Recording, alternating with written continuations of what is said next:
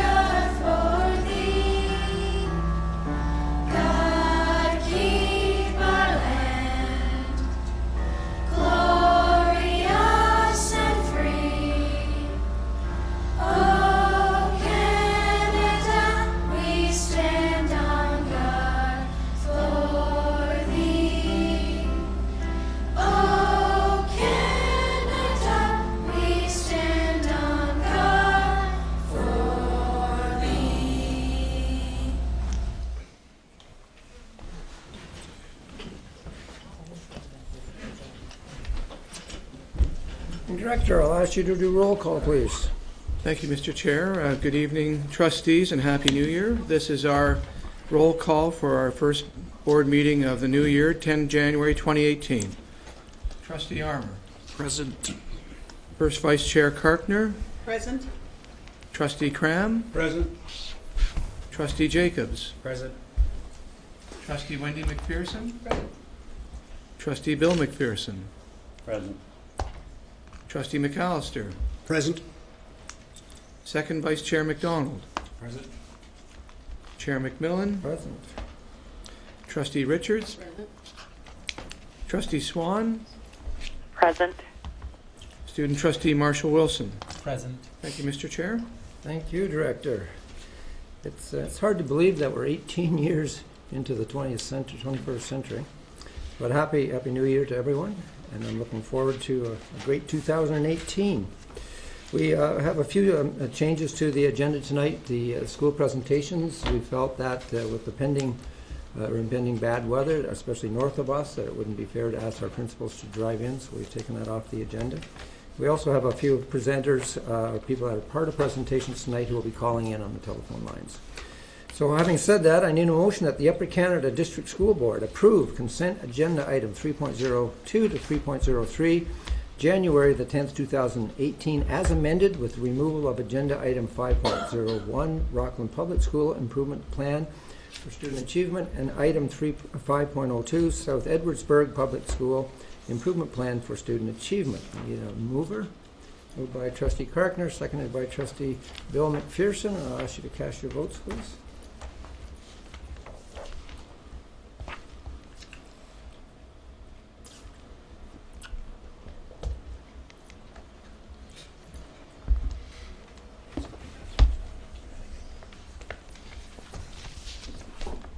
Do we have any, and that carries, thank you. I wonder if we can make that any smaller. Are there any conflict of interest declarations? Seeing there are none, we're going to move forward to the first item on the agenda, which is an update to the board on equity and inclusion. And do we have Rob Courier on the phone? Rob? Hi. Okay, thank you. Through you, Chair, yes, this is Rob Courier. Thank you very much. I'm going to turn this over to Superintendent Ron Ferguson, and through Rob Courier on the telephone line, he's going to be joining us. So I'm going to turn it over to Superintendent Ferguson. Thank you very much, Chair. And through you, Chair, It's my pleasure tonight to present to you on equity and inclusive education in the Upper Canada District School Board. And as the chair mentioned, Rob Courier is on the phone. He's the lead principal in our board for equity and inclusion, and I'll be doing the presentation as I'm the one present here, and Rob will be available for any questions we have afterwards. So the first slide, this will not be new to anyone at this table. This is our mission, vision, and values.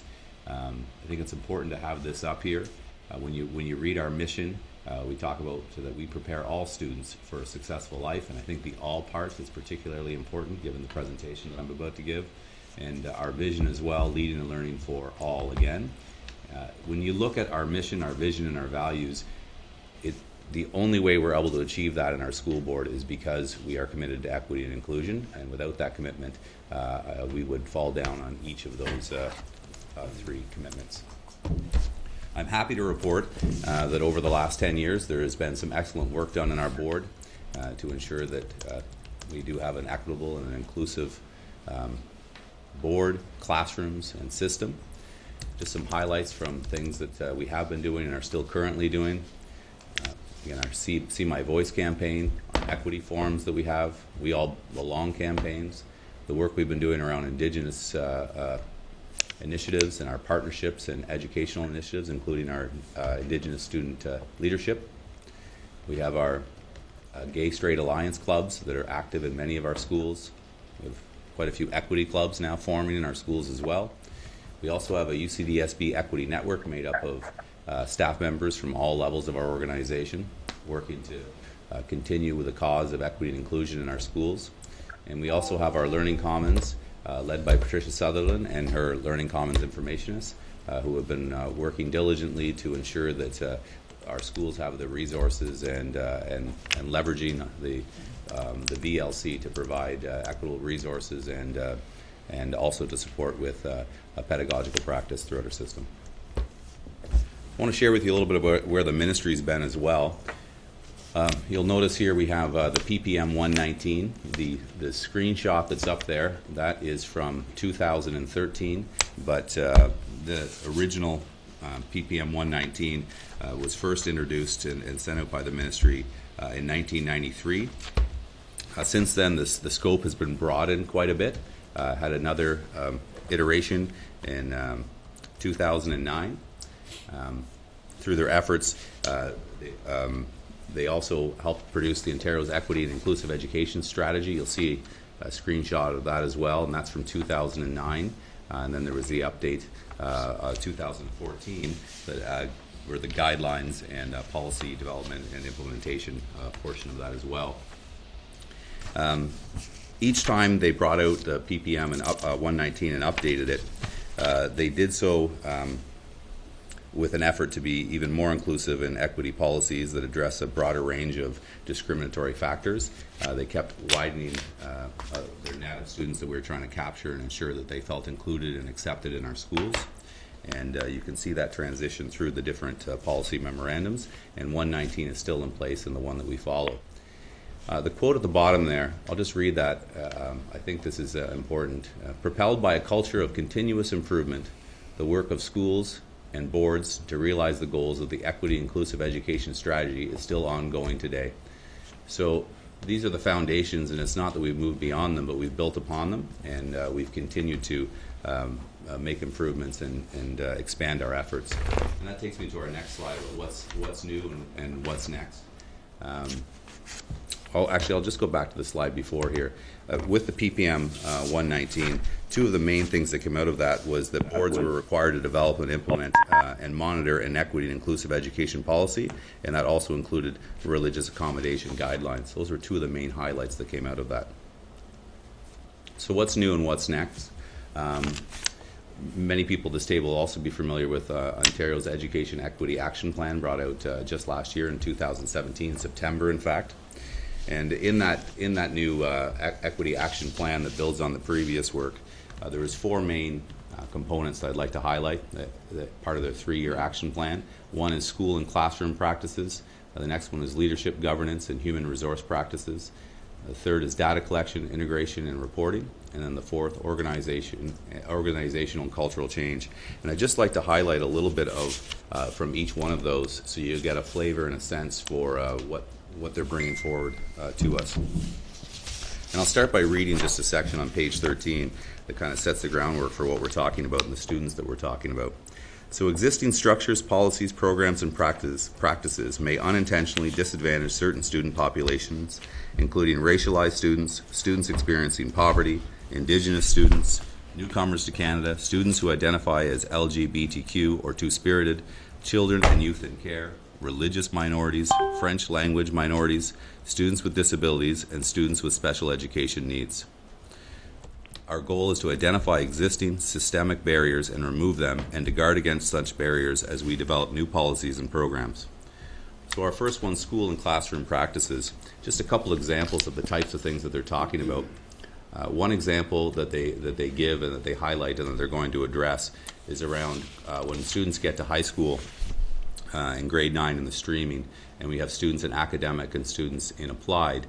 And when you look at these groups that I just listed, a higher proportion of those students end up in the applied courses and do not pursue post-secondary education. So that's one of the areas they want to look at. And how do we have it structured? What's the systemic structures we have in place in our high schools that prevent students from being able to access the different pathways? That's one area. Another area that they highlight that they want to look at is around collecting and analyzing data on suspensions, expulsions, and exclusions, and the groups affected. The data that they have from the school boards where they've worked and looked at this, again, those groups tend to be disproportionately affected and higher rates of expulsion and suspension than other students do. The next one on the list, leadership, governance, and human resource practices. There's a couple parts that they're going to highlight here. One of those would be they want to strengthen accountability for equity and human rights around performance appraisals for principals, for superintendents, and for directors of education. Another area would be establishing ongoing equity and inclusion and human rights training for staff in schools, for system leaders, including school board trustees. And a third point that I'd like to highlight is their enhancement of diversity in the recruitment, hiring, and promotion of educators and school and system leaders. The third one, data collection, integration, and reporting, kind of leads back to what I said previously about school and classroom practices. They want to start the voluntary collection of having people provide identity-based student data, and then helping us as school boards look at this data and draw conclusions from it and help inform our practice. And the last one, organizational and cultural change, that's more about the ministry looking inward and saying, okay, what about our own practices? How are we hiring? How are we forming our provincial committees? And what kind of in-service and training are we providing to our own staff internally? So current considerations for our focus on equity and inclusion in schools. We've broken this down into 4 different areas. One, governance, the board level policies developed and updated by trustees. The second one would be around planning and senior team, administrative procedures, operations, then taking it from the senior team to operations council and school-based leadership and implementation needs. From there to our family of schools, consulting with staff and with staff development, and then monthly meetings with school leaders around staff development. Instruction would be the next level, school and classroom practices. And again, as we all know, as with all of our initiatives, this is where the rubber hits the road and things actually take place that are going to produce change for our students. And culturally responsive pedagogy, curriculum implementation, safe schools commitments, advice and support from the UCDSB Equity Network would all be under the instruction component. And then the final one there, celebration. Looking at See My Voice 2.0 and where we can take it next and go deeper with that initiative. And advice and support from the UCDSB Equity Network as we go forward, and supporting community events where we value and promote inclusion. So this is a little idea of what we've been up to in the first semester. So we've been working on an environmental scan for October 2017 to January 2018 to understand what our current state is and areas where things are going well and potentially areas for improvement.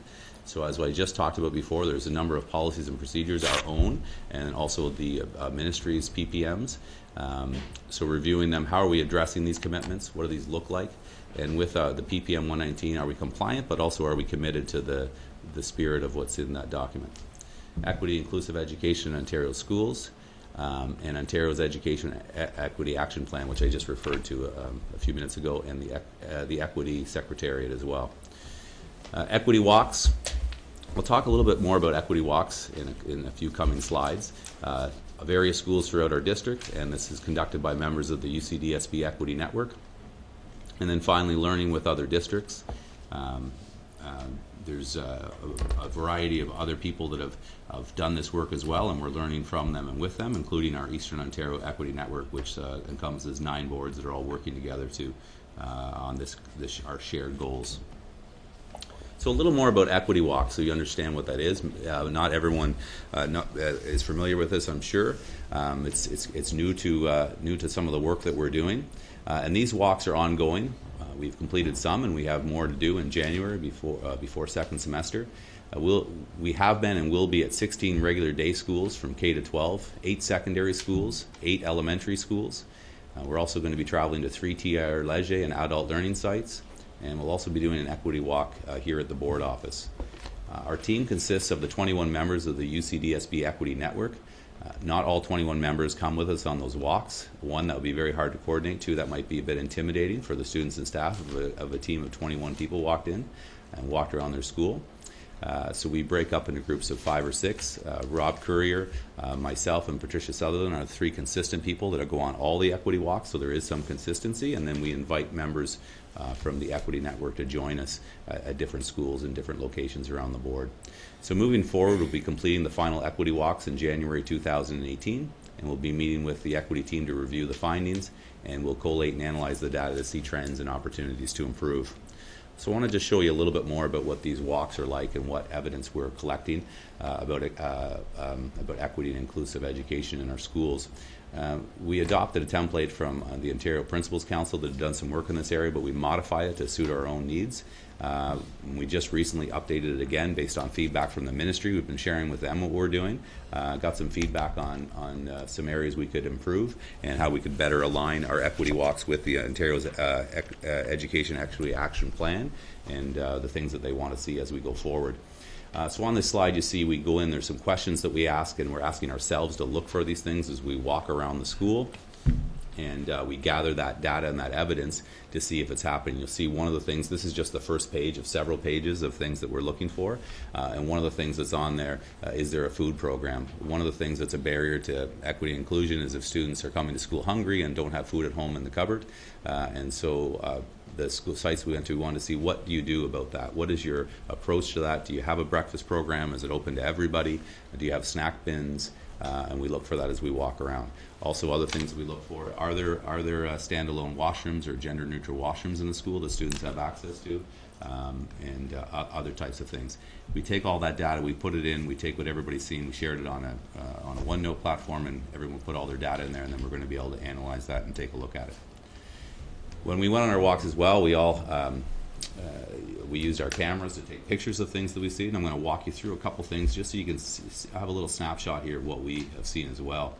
On the top left, you'll see the all-gender washroom. Every school that we visited had a washroom that was available, and Jeremy Hobbs and his team have informed us that all of the schools have standalone washrooms. They have varying levels of accessibility, and location is optimal in some spots and maybe some improvements in others, but every school in our board has washrooms that could be used for this purpose and are used for this purpose.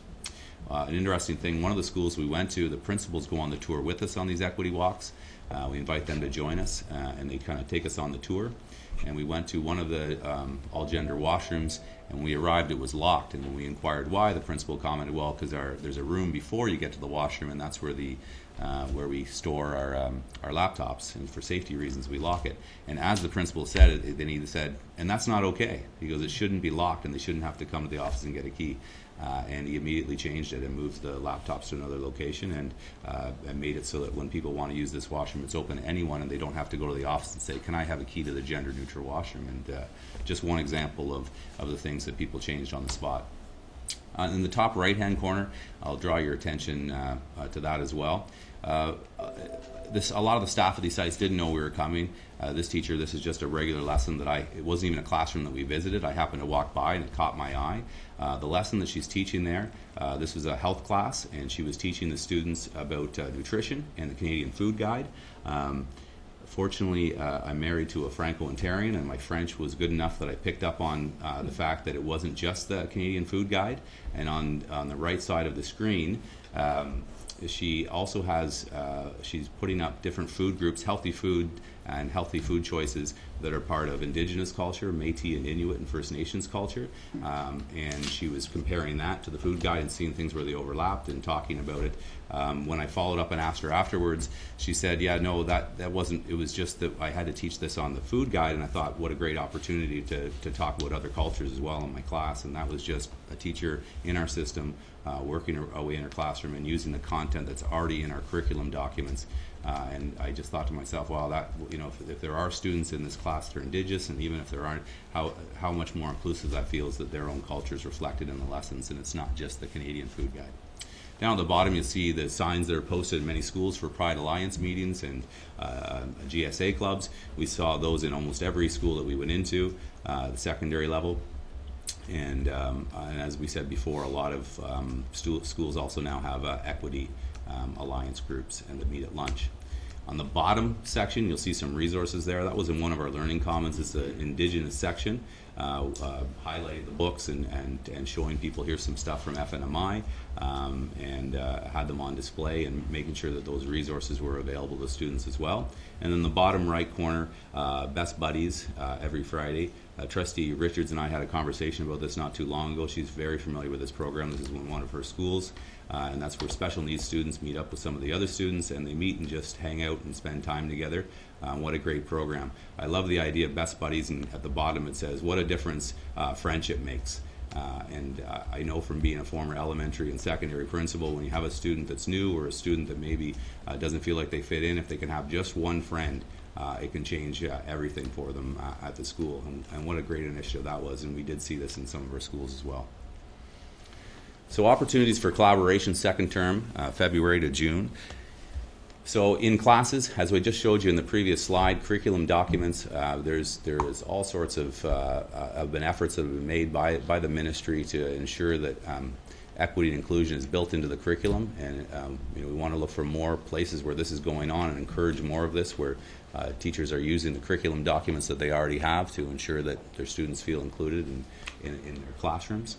Inclusivity right from the start, kindergarten and up. This is not something we have that is exclusively for our high schools, or we have to wait till they get there to start educating our students and having them be open to this. This should be right from the beginning. And again, we all belong, our We All Belong efforts, and again, another 2.0 thing where we will probably make some adjustments as well.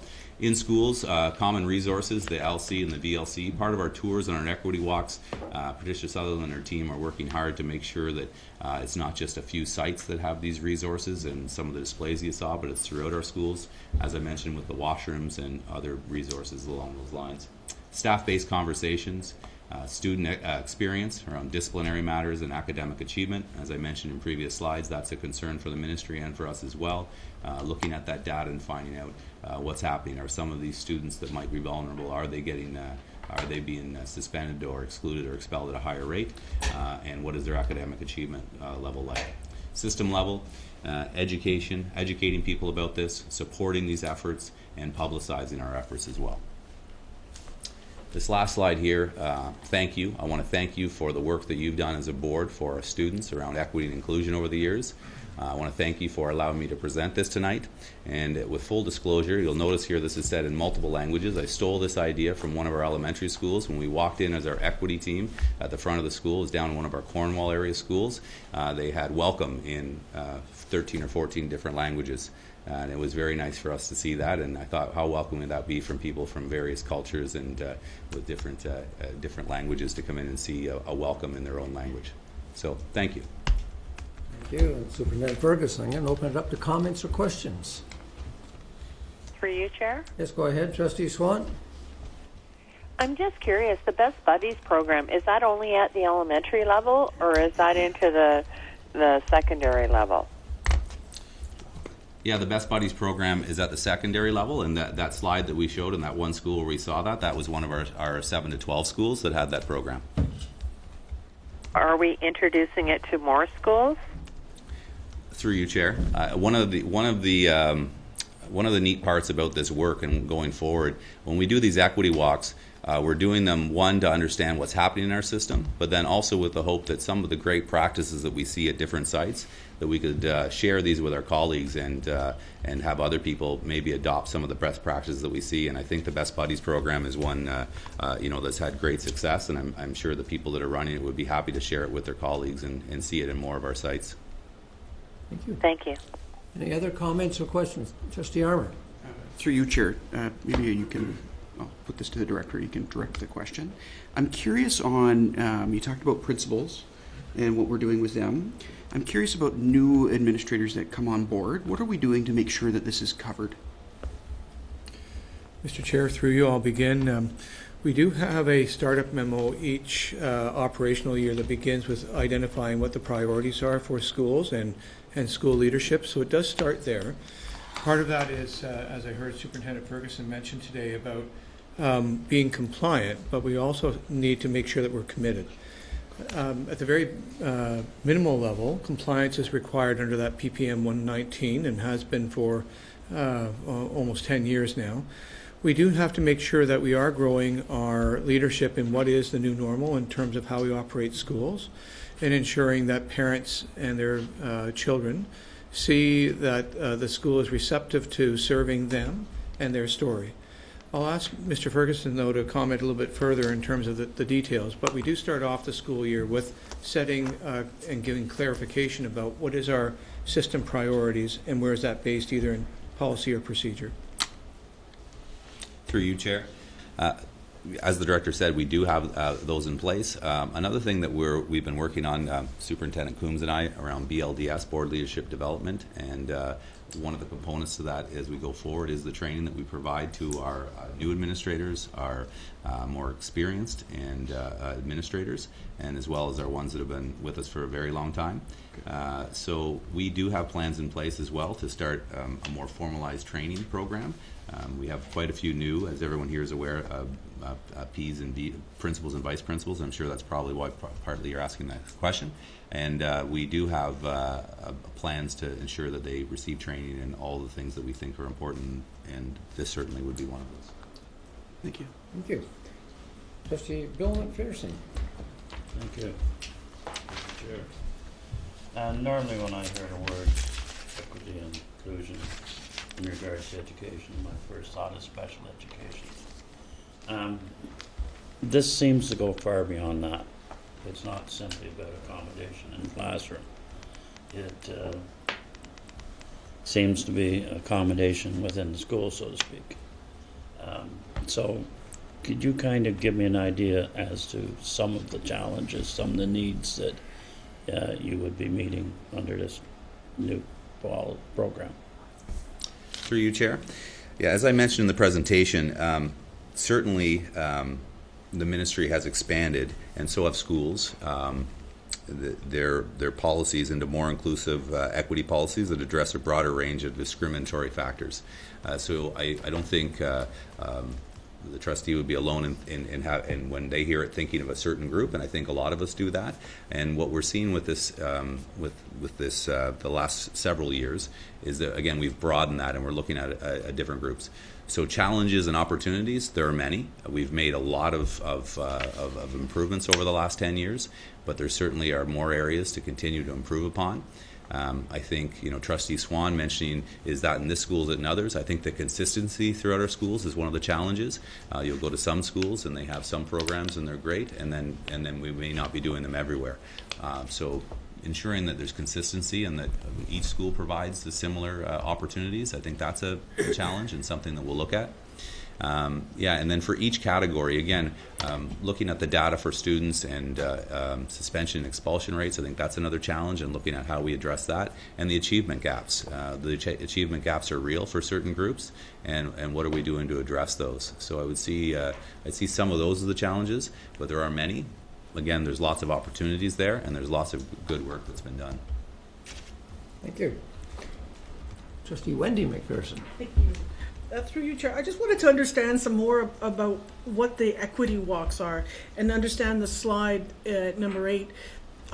Is it 16 schools that you've already done, or is it 16 schools you intend to do? Through you, Chair. So by the end of January, 16 regular day schools will have been visited by our equity teams, and we'll have gone on a walk with the administration at those sites. There will also be 3 TR Leger and adult learning sites by the end of January, and we will also have completed one at the board office. We've completed at this point, I believe it is 13 of the 16 regular day schools, and we still have the TR and the board office ones to go, so they're still ongoing. And again, we go in with a team of people that have there's a few of us now that have gained quite a bit of experience for these, and we walk around the school with the principal. We have certain look-fors and different things we're hoping to see, and through asking questions, we find out more. What we've noticed is that it's definitely a draft. We continue to change it as we notice more things and think this is something we should be looking for. Some schools have surprised us and are doing things that we think are best practices, and so we've included it on our list of things that are looked for as we go around to see if these are happening in schools. And the group of us spend about an hour and a half actually walking around the school, visiting classrooms, watching what's being taught in classrooms, seeing what's up on the walls, asking questions with the principal. We have some follow-up questions for them about what goes on with their community partners and with their parent council. And we also, in the future, hope to include more student contact and speaking to students about what they see. Yeah. This was our initial exposure to this and experience, and trying to build some capacity on our team. And as we get better at it, I think we could see in the future that yes, we include more people in these walks. But that's pretty much what these have been so far. Thank you. Before I go to Trustee McAllister, Rob, you're on the phone. Is there anything you've wanted to jump in on, and I haven't given you a chance because I can't see you? Through you, Chair, I'd just like to commend Ron Ferguson has really taken this challenge on of ensuring that we continue to do a great job with equity inclusion in our board. And I'm not sure if the director's okay with me sharing this, but I'm going to. We just received an $18,000 from the ministry to help us along with this equity inclusion initiative within our board, as part of a proposal that was submitted prior to Christmas break. Thank you, Rob. Thank you. Trustee McAllister. Thank you, Chair. There's no doubt that about our compliance and our commitment to equity and inclusion, and it's something I think we should be very proud of. But Superintendent Ron, you touched on very briefly on one aspect, and that was the involvement of students. I didn't hear a lot about that. Do we ever ask students if they feel, inclusive? Through you, Chair, I think it's a good point, and the reason I did mention at the end that as we go forward, we want to include them more even in all aspects of this process. As you know, one of the other hats I wear is student voice is something else that I work on, so we're actively involved in trying to find greater opportunities for students to share what's happening at their schools and what they want to see. And as we go forward with this work, I foresee, on one of the slides here, we talk about what we'll do for our celebrations and some of the professional development. Not trying to get too far ahead of myself because I want this to be a true process where we're looking at what the needs are, but I do envision perhaps something like our Tell Them For Me days where we bring students together and we have some sort of celebration, but also some professional development for staff that come with them and have more opportunities for them to share their opinions and their voices. So that's a point well taken, and it's certainly an area that we fully intend to engage with the students even more. Thank you. Student Trustee Wilson. Trustee McAllister asked my question. Okay. Excellent. Are there any other questions or comments? Through you, Chair? Yes, go ahead. Trustee Swallen. As we're talking about equity and inclusion, I'm just wondering, Trustee McPherson, Bill McPherson, brought up the point of special needs and being involved in this.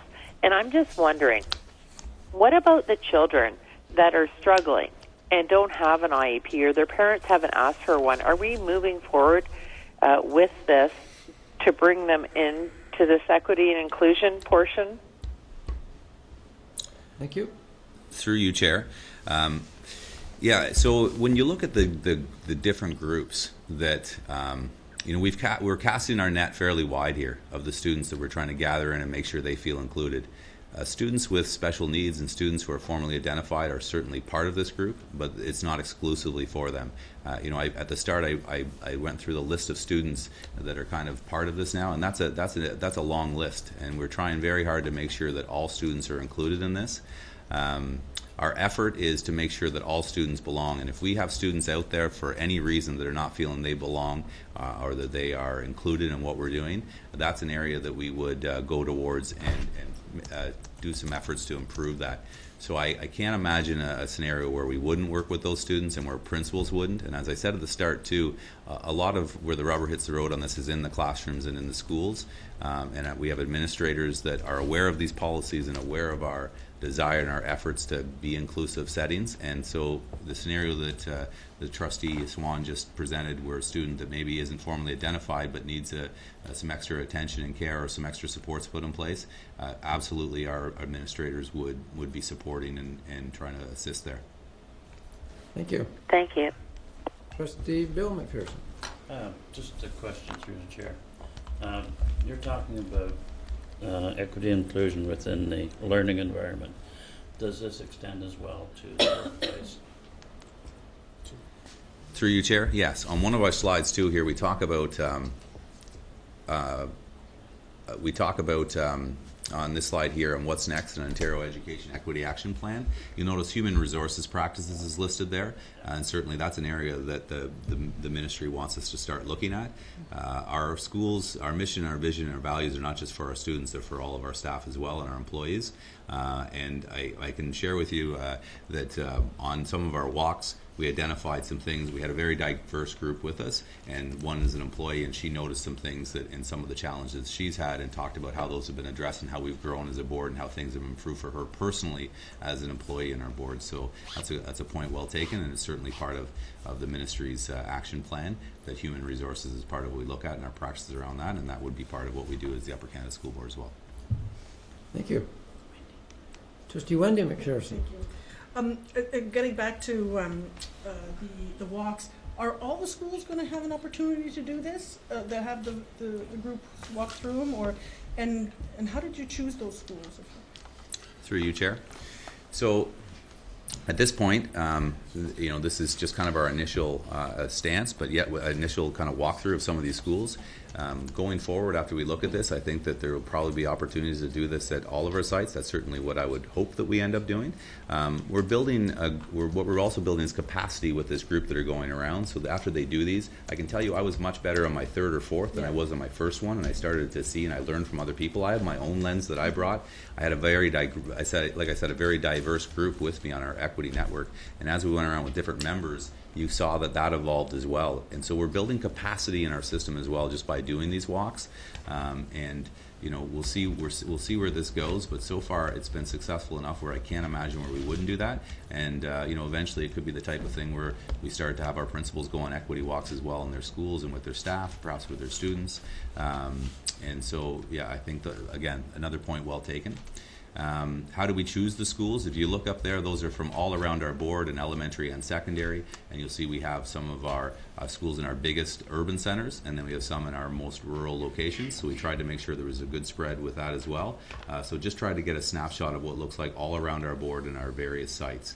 And went to the first few that we went to, they were principals that were part of our equity network, and we thought that'd be a nice first place to start, and that they wouldn't feel as intimidated knowing what the work we're doing and being part of our group. And then we kind of spread it out from there to go around and try to hit every region of the board. Thank you. Any other comments or questions? Well, thanks. I think just in conclusion, I think that I just want to echo something that Trustee McPherson or Trustee McAllister had said. We're a board that's extremely proud of equity and inclusion. That all means all is more than just words to us. And I think we're a board that across the province, we've certainly demonstrated every day that we are an inclusive board. And we're all very proud of that. Superintendent Ferguson, thank you very much. Rob, thank you for being on the telephone lines. I appreciate that. Thank you. Okay, moving on to the next item is creating a district-wide timetable for secondary school programming in Upper Canada. And I'm going to turn this over to Superintendent Tim Mills and Superintendent Dave Coombs. And Chad Brownlee, do we have you on the phone lines? Yes, I'm here. So you made it home safe? You made it home safe and sound? Well, I'm partway. Oh, okay. Okay, I'll turn this over to our superintendents. Thank you very much, Mr. Chair. It's my pleasure to, along with Superintendent Coombs and Principal Brownlee, to bring district-wide timetable for UCDSB secondary schools to you tonight. Just a little background. You have a report to board and a draft implementation plan in onboard docs, along with the PowerPoint the slide deck you're going to see. Exploring the concept of district-wide timetable is initiated through the director's office and came about as a result of data collected during the program review in 2016 by the board's district alignment department through Superintendent Phil Dawes, as well the findings and feedback about student programming from the accommodation review committees process last academic year. Gave us significant information to consider for exploring how we could combine resources to create optimal student programming. I also would like to, and Superintendent Coombs and I would like to thank Principal Brownlee. Chad's the principal at Williamstown. He will be taking over a secondary school and second semester principal at Charlan, and has experience in HR and special education. And he brought some special leadership to this report. As you heard in the previous report, our mission, preparing all students for a successful life, and the district-wide timetable and providing a pathway for all students in a focused way is certainly something we considered when we were doing the report. And our vision, creating futures, leading and learning for all. And again, it's program pathways, whether a student is going towards a certificate or a diploma, that we need to pay attention to all pathways for students.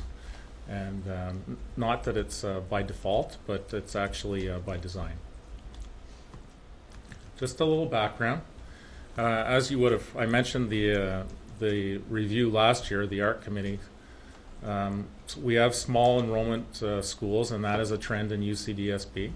We have some as small as 130, and it goes up from there. But province-wide, we would have schools, if we were in metropolitan areas, they'd all be considered small.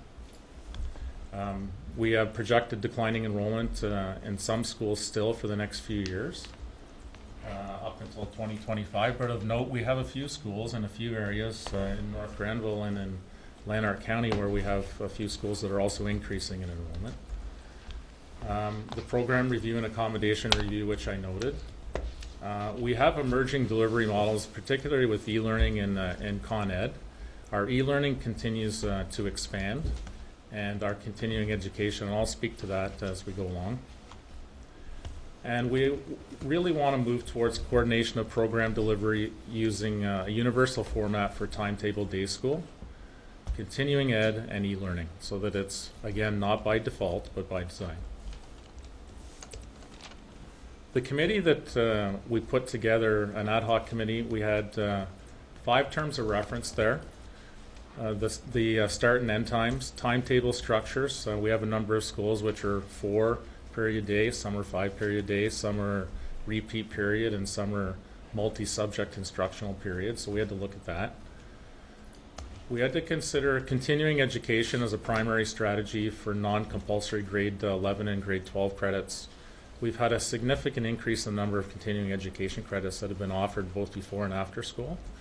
For example, we have an early start school, Almont, that's offering a considerable number of after school for credit, and we have a late start school, Charlan District High School, which is offering I think it's upwards of 50 students that are coming before school to take a physical education course. So there's an example of early start, staying after school, late start, coming before school, and that's evolved over time with students wanting to meet their program pathways.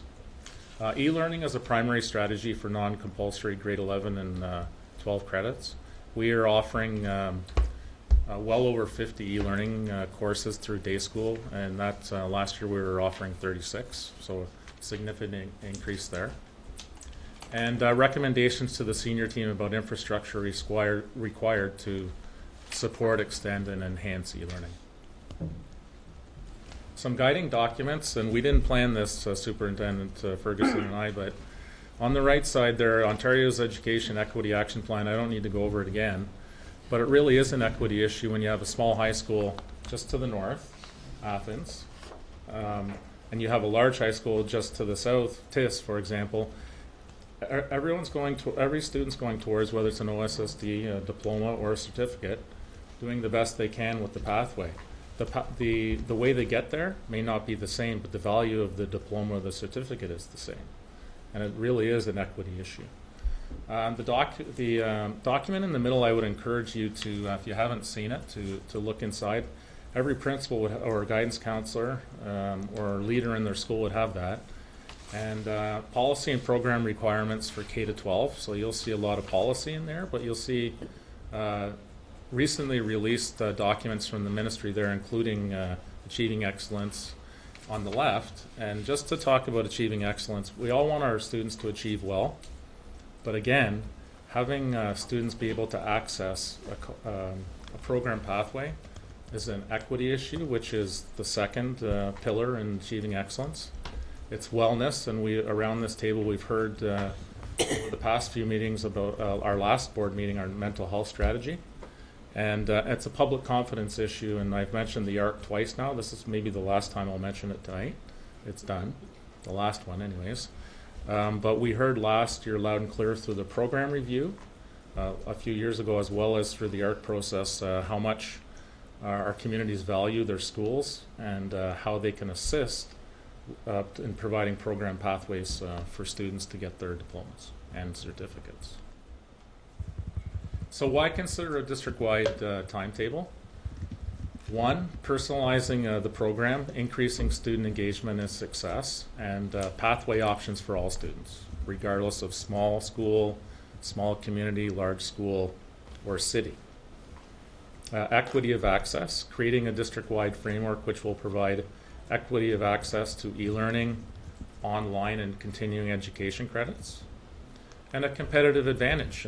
We have to be realistic too that we want to coordinate programs for all secondary schools to maintain and enhance our enrollments, and in different parts of the boards, for example in the East, we have 4 boards, 2 French and 2 English that are competing for students.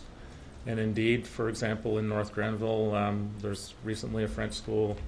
There's a Catholic high school there, but there's also a French high school that's opened up as well. So there's all sorts of competition. I'm going to turn this over the next few slides to Principal Brown-Lee. And Chad, I'm going to do my best to help you navigate the slides here, and I'll turn it over to you now.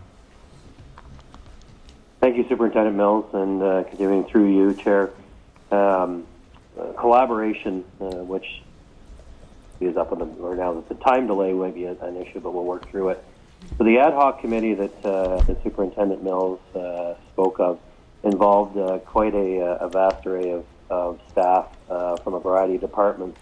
It included Superintendents Mills and Coombs, myself, Principal of Commonwealth Public School Jennifer McMaster, Chris Boulay, the Principal of Cornwall Collegiate, Superintendent Ron Ferguson, Shelley Corleon, who is the Principal of Teaching and Learning, Janet Murray, who is part of the Student Transportation of Eastern Ontario, Principal Sandy McInnes from TR Leger, as well as Vice Principal Laura Oliver from TR Leger.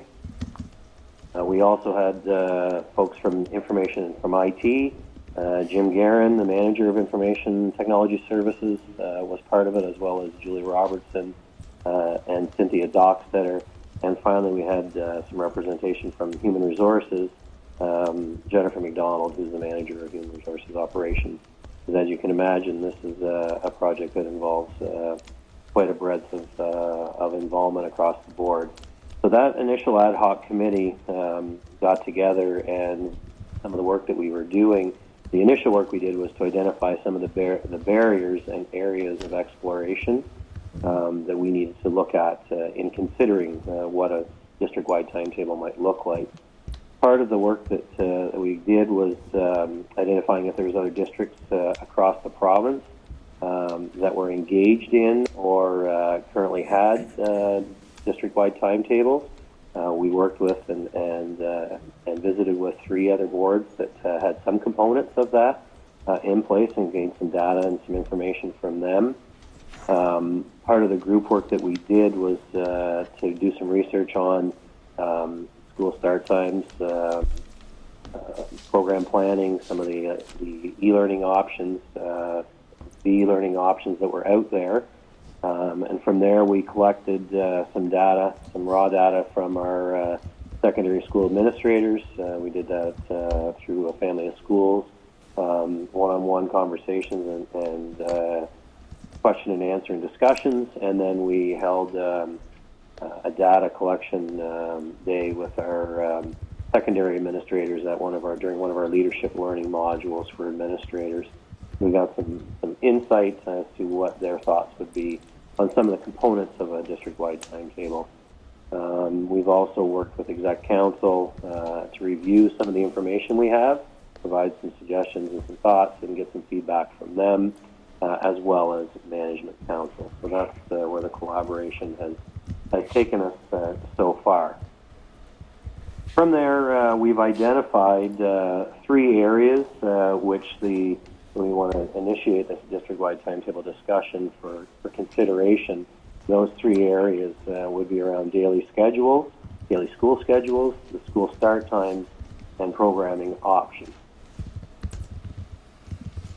Daily schedule, currently in the Upper Canada Board, we have 12 schools that operate, that's 12 secondary schools that operate with a 4-period day. Those periods are 75 minutes in length. Typical structure in those schools would be period 1, a break of a predetermined time, period 2, a lunch period, and then period 3, a break, and period 4. So that would get you the 300 minutes of instructional minutes each day for the students. Not only do we have 12 schools at 4 75-minute period days, but we have 9 schools that are offering 5 60-minute periods each day. Again, adding up to that 300 minutes of instructional time. Within those 9 schools that are offering 5 60-minute periods, we have 5 of them that are using the multi-subject instructional period option, which can be a floating. It's built into their timetable. So they would have 4 single instructional periods, and then a 5th period, which would involve a variety of options for students to support the work they're doing in their other 4 credits. And 4 schools with that 5 60-minute period day that have a 1, 2, 1, 3, 4, so it would be a repeat period. So, and then that would tumble through the week. So courses, each day a course would have, a teacher would have 2 opportunities to meet with their students and go through their instruction. So as you can see within the Upper Canada Board, we have a bit of variety in our daily schedules.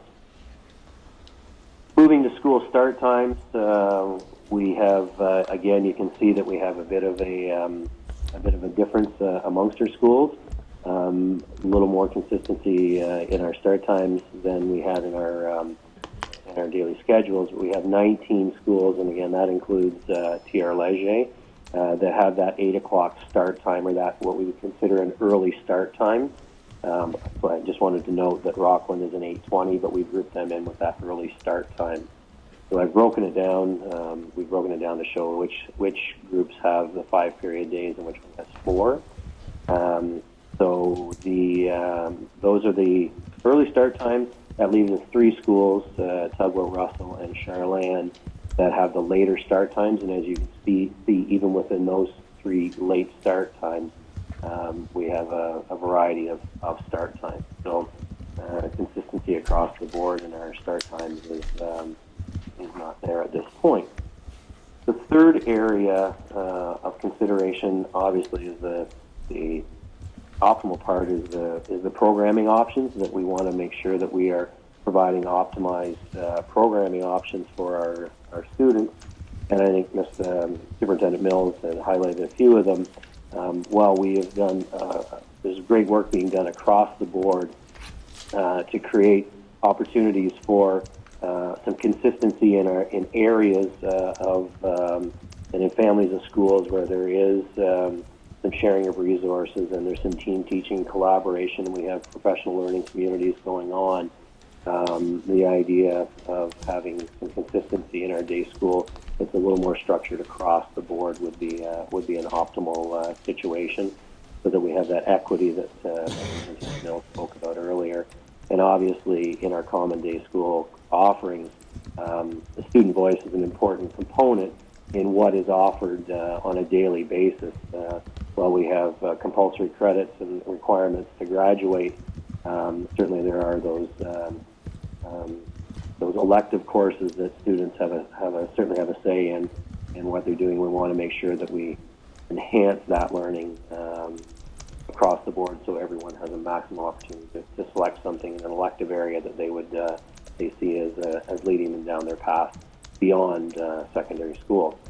In the online e-learning Con Ed area, we have, as Mr. Mills spoke about, we provide multiple delivery options. We have those before school Con Ed courses. We have during school e-learning options and after school, both Con Ed and e-learning options. Those are, again, based on the student voice, and we want to continue to enhance the options and using that student feedback.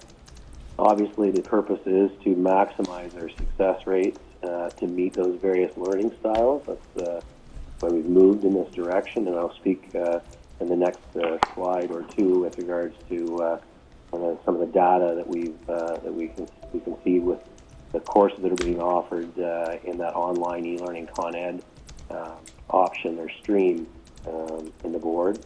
Obviously, this increases or maintains our retention rates and reducing our dropout rates, and in the end, by having some increased variety in course options.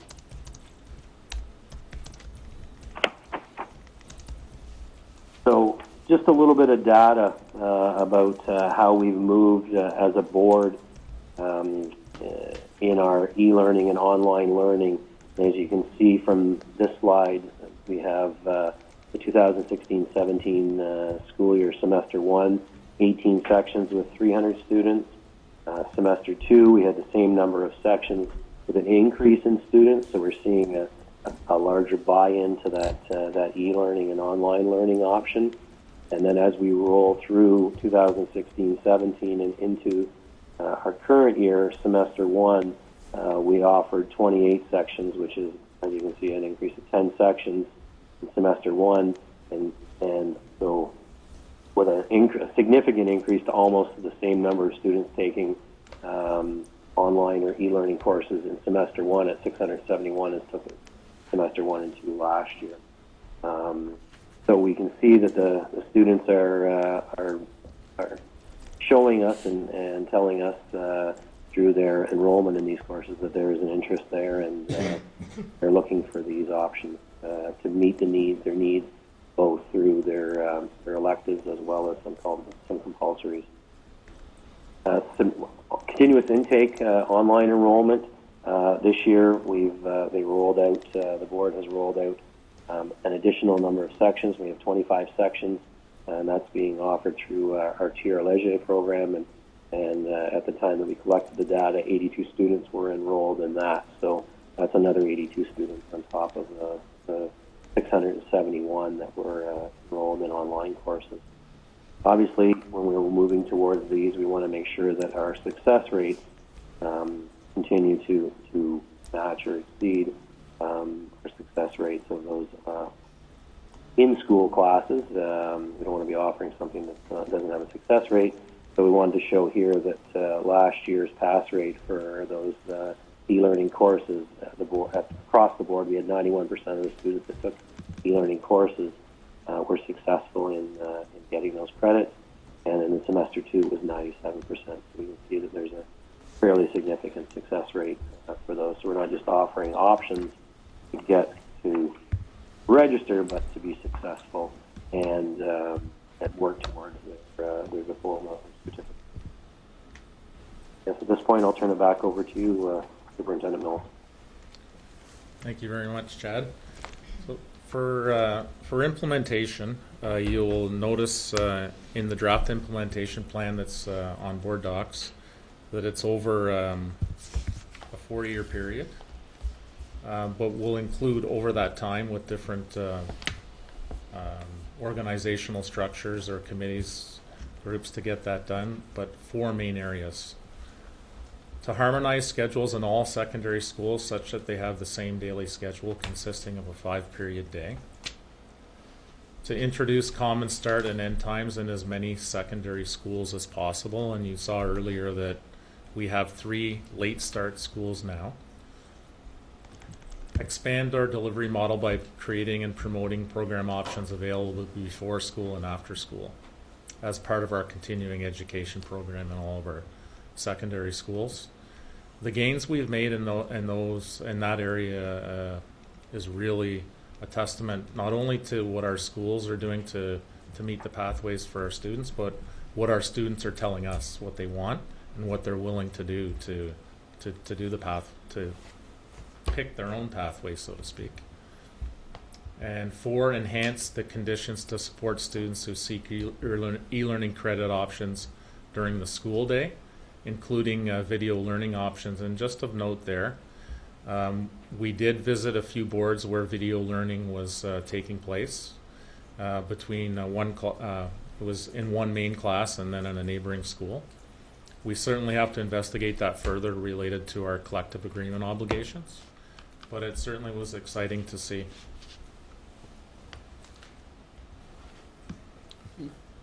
So at this point, Mr. Chair, thank you very much for the opportunity, and we'll take any questions. Thank you very much. We'll open it up to comments or questions. Through you, Chair. Yes, go ahead, Trustee Swan.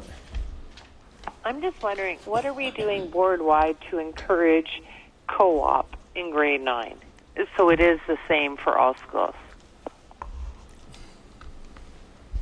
Director, I'll turn it to you first. Yes, Mr. Chair, through you, it's an important question because the highly skilled task force had recommended that we expand the boundaries of experiential learning, and that includes co-op and specialist high skills majors. The ministry is looking at expanding that as well to a 1-credit co-op opportunity for students, which is quite different than what has been promoted since 2000, since the last time that the province had taken a serious look at co-op education. I want to land on the comment that Superintendent Mills mentioned just a moment ago, which is his reflection that the Con Ed or the interest in Con Ed courses before and after school is students telling us what they want and designing their own pathways. Our primary role is looking more carefully at how we can build flexibility into student timetabling such that where policy permits, that we can create as many opportunities as possible for students to take the courses that they wish to take, and that their families are supporting those choices as soon as they think that that's viable or reasonable for their child. That is speaks to whether or not students in grade 9 would be taking co-op. It's not our practice currently, but certainly that the province is leaning in that direction, and I do see that there's a strong sign of support, and certainly all the signals are suggesting that the province will be creating those opportunities more and more for students earlier on than what we're currently doing as a course offering or a course selection option for students. Thank you. A secondary, please? Yes, go ahead. But it is my understanding that the province allows students in grade 9 to take co-op. Am I wrong in this? Mr. Chair, through you, current policy in the province is that that's done at request, and the principal can entertain that request. But since the co-op credits are ordinarily based on credits that have already been achieved, and then the student builds a co-op experience based on the learning experiences of those credits that have been achieved, it would mean that the earliest possible opportunity that a student could explore co-op is really the second semester of grade 9. That's one of the reasons why it is a more rare experience, not unheard of. And it's another reason why that the province is developing a different kind of co-op experience that students could take that are not necessarily anchored to a previous credit being accomplished. Thank you very much. Thank you. Trustee Wendy McPherson. Thank you. I was very excited when I saw this at first, and thinking that yeah, this is good. This is something I think that would benefit students if we do it right. And my concerns, I guess, are: is there a template out there? Has anybody else done this with their high schools? Through you, Mr. Chair, other boards, you mean? Yeah. There's one other board we're at that has done that, and it's really only a year in. And then there are two other boards we visited that have, they have common start times, but they don't necessarily have a common timetable where they've lined up the Con Ed and e-learning credit. We're unique in some ways in terms of our board with the size and the high schools and the small and the middle and the what we consider larger. So we're very much at the exploratory stage. Okay. All right. And when we look at the one that you have up here with the numbers and everything else, and I just want to be clear on what it is I'm looking at. Slide 12, I think it is. Yeah, that's the one. When you give the passing rates for the 2016-2017 year for those semesters, am I to understand that there was 724 students that passed e-learning, their first term with 91% and the second term with 93%? I'm not quite sure. I just want to understand those numbers. So through you, Mr. Chair, that would be the number of students that actually stayed. So we would stayed with it. So we would have some students that would have in the first few weeks decided, no, I want to drop the course, right? Right. They wouldn't be included in the unsuccessful rate. Right. Just for clarification, all through you, Mr. Chair, OELC, it's the Ontario e-learning Consortium. Okay. So we have some courses that we offer strictly through our high schools with our teachers. Mm-hmm. And then we belong to a consortium with over 20 boards that we have some students that will take a credit, for example, through in Toronto, a Toronto District School Board. Okay. So just one last observation, if I can. So then on the next slide, your district-wide timetable implementation. As much as I am excited about e-learning, and I really think it is something that'll sort of level the playing field when it comes to our rural students to town with more urban settings and more students, but I haven't heard a whole lot of good about e-learning when people are really getting into it. I often hear more, I guess, like anything, we hear more of the problems with e-learning. How confident are you that we've ironed out all the snags with our e-learning or whatever? Through you, Mr. Chair. Are we perfect? Have we got it to a point where we say this is the program delivery model and that we're getting positive feedback all the time? No. At the same time, this semester and next semester, we've made a dedicated effort to have full-time e-learning teachers. For example, at TIS, we have a dedicated room, online center, it's called, where the 3 teachers that are teaching online work together collaboratively in there. And they are free to answer students all day as the questions Just for come. this one school? Yeah. No, but the teachers that are assigned e-learning at TIS teach students from all over the board. Okay. So we're still getting feedback on that, but we also know there's room for improvement, and we're trying to get more and more feedback from students as we go along, and there's work to do on that. Is there a big money ticket connected to this for implementation? Like now, obviously, we're going to have more teachers sitting at tables helping students online and stuff. Was there a money ticket connected to this at all? So through you, Mr. Chair, in terms of being a little more specific, because there are many different factors in this, so I can. Okay. Okay. So for example, when you go from a 4-period day to a 5-period day, the number of supervisions that a teacher can do go down. Okay. So there might be a little more added cost to the supervision piece, But at the same time, we have a number of schools that already are in 5-period day, and they get the same budget. And they're managing, they get a school budget to manage that based on their supervision periods and their requirements to bring in an occasional teacher if someone's away. The other big one, I guess, would be in terms of transportation costs. If we're looking at, so we have what we've considered now through STAO is we have 3 late start schools that we asked them to, what would happen if they started early, so then all 22 schools started early. The costs with adding extra buses, because they also coordinate a few of the schools with elementary schools, and some don't. So Tagwa with Roxmore, but not necessarily with the other feeder schools. That the cost of the 3 schools for implementation was close to $3 million. 1 year. Per year. And through STAO, the other thing is when we change, we go towards, there are trustees here who sit on governance, so I don't want to answer all the questions there because I'm not at the table. But when changes are made, we have to work with our coterminous board as well. Okay, thanks. But $3 million a year. Now we have not considered, after we got that information, we haven't considered flipping the other 19 to late, right? Because we, at this point. Okay, thank you so much. Thank you. Trustee Bill McPherson. Okay, just a point of clarification, through the chair. What is the difference between e-learning and online learning?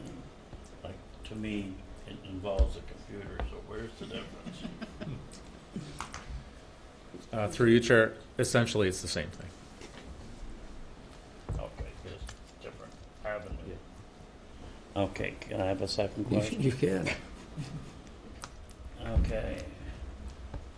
And this has been a bit of a bugbear for years. Our coterminous board has always offered, at least in the Lanark County area, late busing to allow students to access after-school activities. If you talk about making continuing education more available to our students, is that an option that we're perhaps going to have to pursue? Through you, Mr. Chair. So as part of the, you'll see as part of the draft implementation plan, that we'll have to develop a project lead team, and that would be a consideration. We have, I don't have the exact data, but in the past through student success, we have offered some late busing with schools who have applied for late busing to provide some content after school. So it certainly is something we've done in the past, but again, it was more by default who wants to offer the course than by designing as a system. Thank you. Trustee. For you, Chair? You have to wait there, Trustee Son. Trustee Kartner? We'll get to you, though. Through you, Chair, my question is, I know this is a district-wide timetable model concerning our schools 9 to 12, but many of our secondary schools are 7 to 12. Is this affecting our 7 to 8 classes in any way? Or how will it affect them? Through you, Mr. Chair. Mr. Brown-Lee's on the line. Would you like to start with that one, Mr. Brown-Lee, and then we'll continue? Well, we certainly, through you, Chair, we certainly know that the schools in our 7 to 12 structures have to spend a great deal of time working their timetables, their grade 7 and 8 timetables, to mesh with those 9 to 12 timetables, in particular in the areas of those shared facilities, the computer labs, the gym being one of those primary areas. So certainly as schools transition from 4-period day to a 5-period day, there would be some shuffling that would have to be done and some continued work with how the grade 7, 8 timetable would work into that. Certainly we currently have a number of secondary schools, 7 to 12 schools, that have those 5-period days that are also meshing the 7 and 8 timetables into into those common areas. So we have some experience with that in the board already, and we'll certainly use that to build on with that implementation, that lead team developing some best practices and supporting it moving forward. Just to add also through you, Mr. Chair, that, you know, again, it's by design, and we have laid out a draft implementation plan to involve all parties. Also of note there with the question is that we have a requirement through our collective agreements through staffing committees to keep our staff informed. So we'll work closely with our administrators, but we would also work closely with our elementary staffing through their federation and secondary staffing like we always do, because it's a requirement, not just an afterthought. Thank you.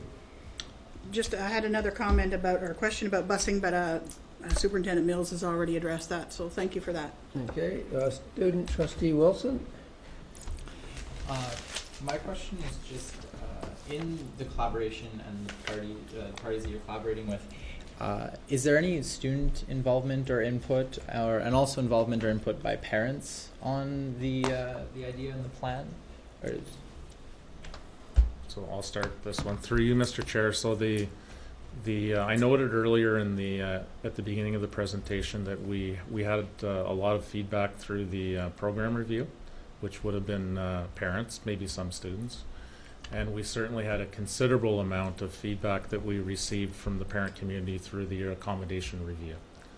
That being said, there's an opportunity through this year for us to consider that we need to get more feedback.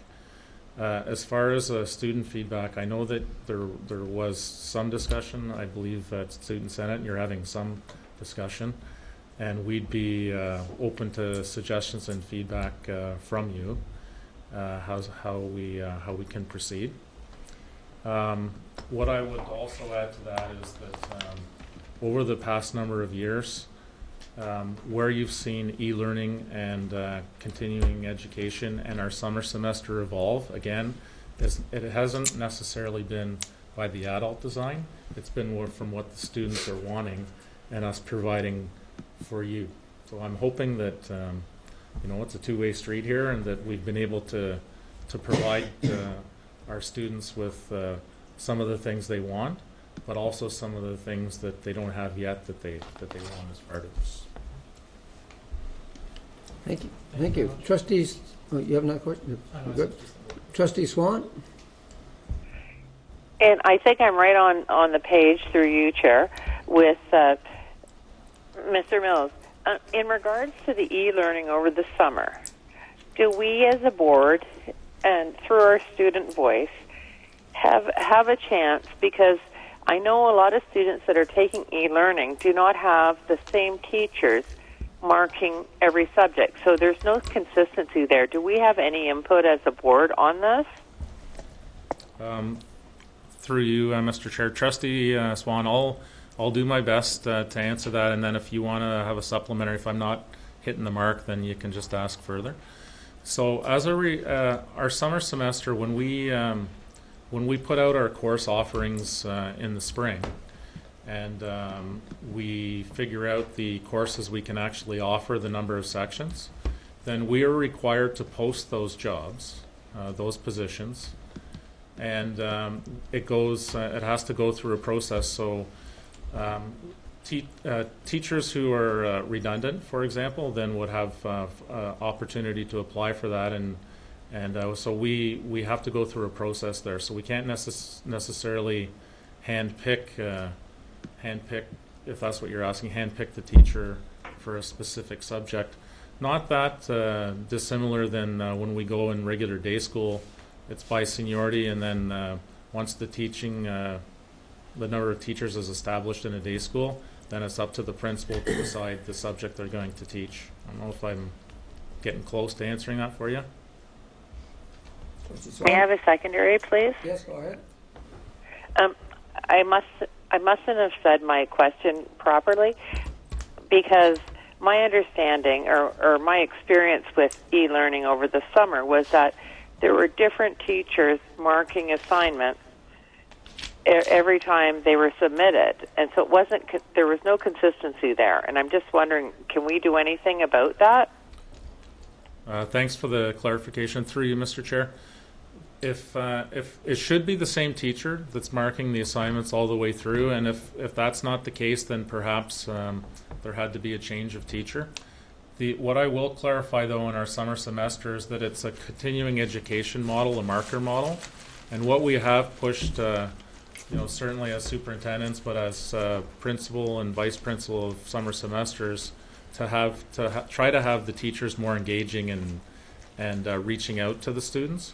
We have also hired 2 coordinators so that if there are concerns or questions that come up from parents about how things are going, that they can intercede a little bit for the student success piece. But again, there always is room for improvement. So if you are hearing something and students and or parents are concerned, they should bring it to whoever's responsible next summer for summer semester. Last year was me, and it was Principal Sandy McInnes. Okay. Thank you very much. You're welcome. Trustee McCallum, do you have a question? I do. I have been awaiting this report for a long time, and I'm pleasantly pleased with the report, and that I think it's a really good start, because it is an issue of equity and opportunity for our schools, especially in our smaller communities. My concern is, can we afford to wait until 2020, 2021 to implement this? Can we not expedite this? Director. So, Mr. Chair, through you, I was just going to wait to see how long it took Mr. Mills to look at me. It was fast. Trust me, it was quick. So, I appreciate the question, because we see something that's going to be really good for students, and the bottom line is giving students more choice at their local school without having to leave their school to complete their diploma and what the courses are that they require.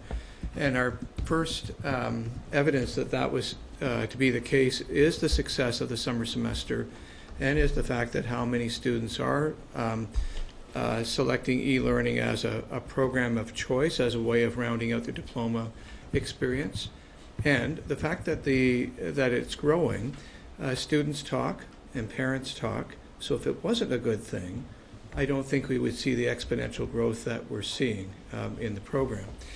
The key part about this is and we did learn this through the program review, for every person that felt very strongly and were quite keen about creating a wider menu of choices for students, was probably another family who wasn't too clear about whether or not this was good for their child, because they didn't relate or couldn't relate to it, because it wasn't what their experience was in secondary school. So what we've learned from the 40% of the schools that have already converted, for instance, to the 5-period day, is that there was a consultation process with schools. You heard this evening through the dialogue that it's really important that we get closer to the student voice about what is their expectations, and we heard a really great exchange in the October Student Senate meeting, for instance, that we heard students talking not just about choice, but specific courses that they thought that was going to be important for them to have as part of their diploma experience. So I do think that the timeline is about as condensed as would be reasonable, given the fact that people need to consult, develop comfort, and have dialogues so that they can be part of the explanation as well as part of the implementation.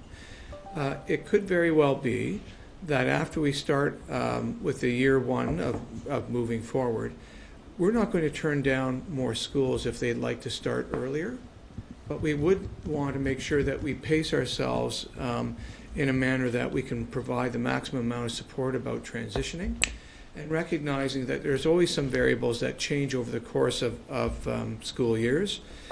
Teachers retire or transfer. Principals and vice principals retire and transfer. Some of our key central resources retire and transfer. So we have to also work with those variables that could actually upset, a very steady push towards an outcome that we desire. I do think that we heard very clearly from the program review, from the ARC, and most recently from the Student Senate meeting in October, that people want to see more choice and more option for students. When we come and speak to that, though, we have to make sure that we have a common view about what choice is and what it isn't. And in doing that, I think we have comfort and we have stability in moving forward. And most importantly is that we have a strong sense of support for what we think is good for students, and families and students themselves can confirm that that's what they really want. So we would certainly be prepared for a staff if we hear from our system an interest on moving the 60% of the schools that are at a 5-period day yet, if there's an interest in proceeding more quickly, that we would size that up and we would make sure we would bring that to you. We know that's an operational practice and that you would be deputizing us to do that on behalf of the board, but at the same time we would want to make sure that if we're changing what we've talked about here tonight, that you're also been apprised of that so you can be part of the explanation. Just maybe a comment or further question. I understand those variables very well, and so I'm prepared to wait very impatiently. However, my second concern is with the MSIP period, and I think we should review what the MSIP period is. It's a multi-subject instructional period, and that is the key to this district-wide timetable, in that it provides a 5th period. But on the other hand, we also have to remember that that 5th period counts for at least 10% of the number of hours towards a student's credit in any particular subject. So therefore, that I think we have an opportunity here to review the MSIP period to see how we can use it more efficiently and more effectively. And I'm just wondering, is that part of your undertaking? So through you, Mr. Chair, yes. The other thing that we certainly discovered when we were gathering the data on MSIP is that it was very much driven by who the administrator was of the building. That if there was a certain administrator leading it and they very much believed in it, that it was there, and then maybe a new administrator came in and didn't believe in it, and it didn't take place. But yes, it will be part of the review, and there are many different ways you can use a 5th period, and we need to ensure that we use it to the best of our advantage and do it the Upper Canada way, right? A rural board, 22 high schools over 12,000 square kilometers way. Thank you. Are there any more comments or questions? Through you, Chair? Yes, go ahead, Trustee Swan. I'd just like to back on to Trustee McAllister's question. So when we review MSIP, could it in some schools be a choice for students to do an extra credit or have an MSIP period?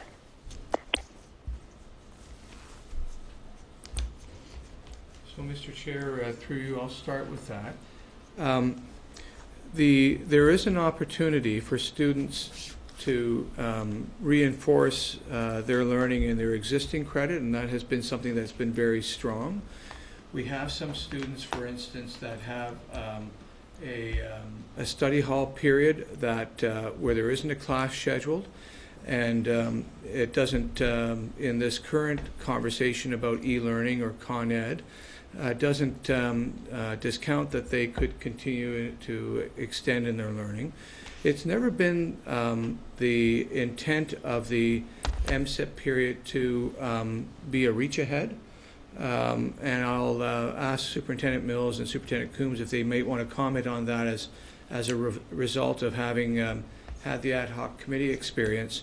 It's been more about trying to reinforce and strengthen the students' efforts to complete work at a high level and to receive additional support in certain classes where they may be experiencing difficulty or challenge. but I'll turn it back over to Superintendent Coombs, and Superintendent Mills and Superintendent Coombs will begin. Thank you, and through you, Mr. Chair. As Trustee McAllister mentioned, that a portion of the MSEP class is taken from the instructional time of the 4 classes which the student would normally take over the course of a semester, the course of one semester. So I guess the short answer would be no. A 5th period could not be wedged into an MSEP period because that instructional time is meant for the 4 courses which that student is carrying as a full-time student. Through you, Mr. Chair, just to add also that we talked earlier about, the director mentioned about the push towards experiential learning, and it's a K-12 document through the ministry and also high skills workforce. But the 5th period can be used as a repeat period, and when you're doing more hands-on, or you're trying to extend and we're doing a lot more inquiry-based learning, project-based learning. That extra period, you have teachers that are able to do a 60-minute period, maybe where it's more instruction, and then a repeat period where they can extend the learning. Okay. Thank you. Trustee Wendy McPherson. Through you, Chair, what about the data that shows that a late start for adolescents I mean, I'm sure that's the elephant in the room, right? That the late starters tend to have higher achievements and what have you, because the 3 schools that do have the late starts are academically strong schools, coincidentally, just maybe. Through you, Mr. Chair, I thought we were going to get away not having that question. Certainly the research does say that after 8:30 in the morning, a later start has its benefits. I mentioned earlier that we did investigate with STAO on the cost piece with just changing 3 schools as opposed to changing 19, so that's one. But we have also had some feedback. I know through years ago when we looked at switching some start times, that a number of students, for other reasons, wanted it to be an early start. So, for example, extracurriculars. They're working after school. They have responsibilities at home with younger siblings. So there are pros and cons to it, but certainly you would have seen in the news in the last 6 months many articles, a lot of research that after 8:30 is certainly desirable for start time. Trustee. A secondary on that, please. Yes, go ahead. So and this is a big one that some parents will probably hate me for, but have we looked at making an earlier start for the elementaries and making a later start for our high schools? And make everybody start at 8:30. Well, through you, Mr. Chair, we have not looked extensively at that. Certainly, we discussed it as an ad hoc committee about what that would look like. What we also, as a rural board, though, is in some cases we have a number of schools that the elementary and the secondary students are riding on the same bus in some cases. So we may have to split and add more buses. But to answer the question directly, we would have to investigate that more, and I think that's part of our work the rest of the year with what you see in the implementation plan to bring back to you. Thank you. Trustee McAllister. E-learning and V-learning and online learning are delivered in 2 ways, through the Ontario Consortium or through board-delivered courses. Has there been any analysis of how effective those courses are in terms of, either Ontario Consortium or the board? Through you, Mr. Chair, certainly the feedback that overwhelmingly if we have concerns or complaints that parents and or students, and you can hear, but would like to have UCDSB teachers and UCDSB schools providing all of our online learning if possible. And you will see in the report that there is a consideration. Do we want to consider as a board to have our own virtual learning school? Good, thank you. Okay. I think I'm going to bring this discussion to an end. It's been a really great discussion. I really was impressed with the level of the questions and the conversation. I want to thank you very much for the presentation. Thank you, Chad, for being on the lines there. Thank you. Okay, thank you. So moving on to the next item, I'm going to be turning this over to Superintendent Nancy Barkley and Superintendent Phil Dawes on revised estimates and enrollment overview, and I know you've got your team with you here as well. Behind you, so I have welcome. my supporting cast. Your supporting cast, because they know that you may be counting the days and they don't want to let you do that. I can't do it without them. So, good evening, trustees.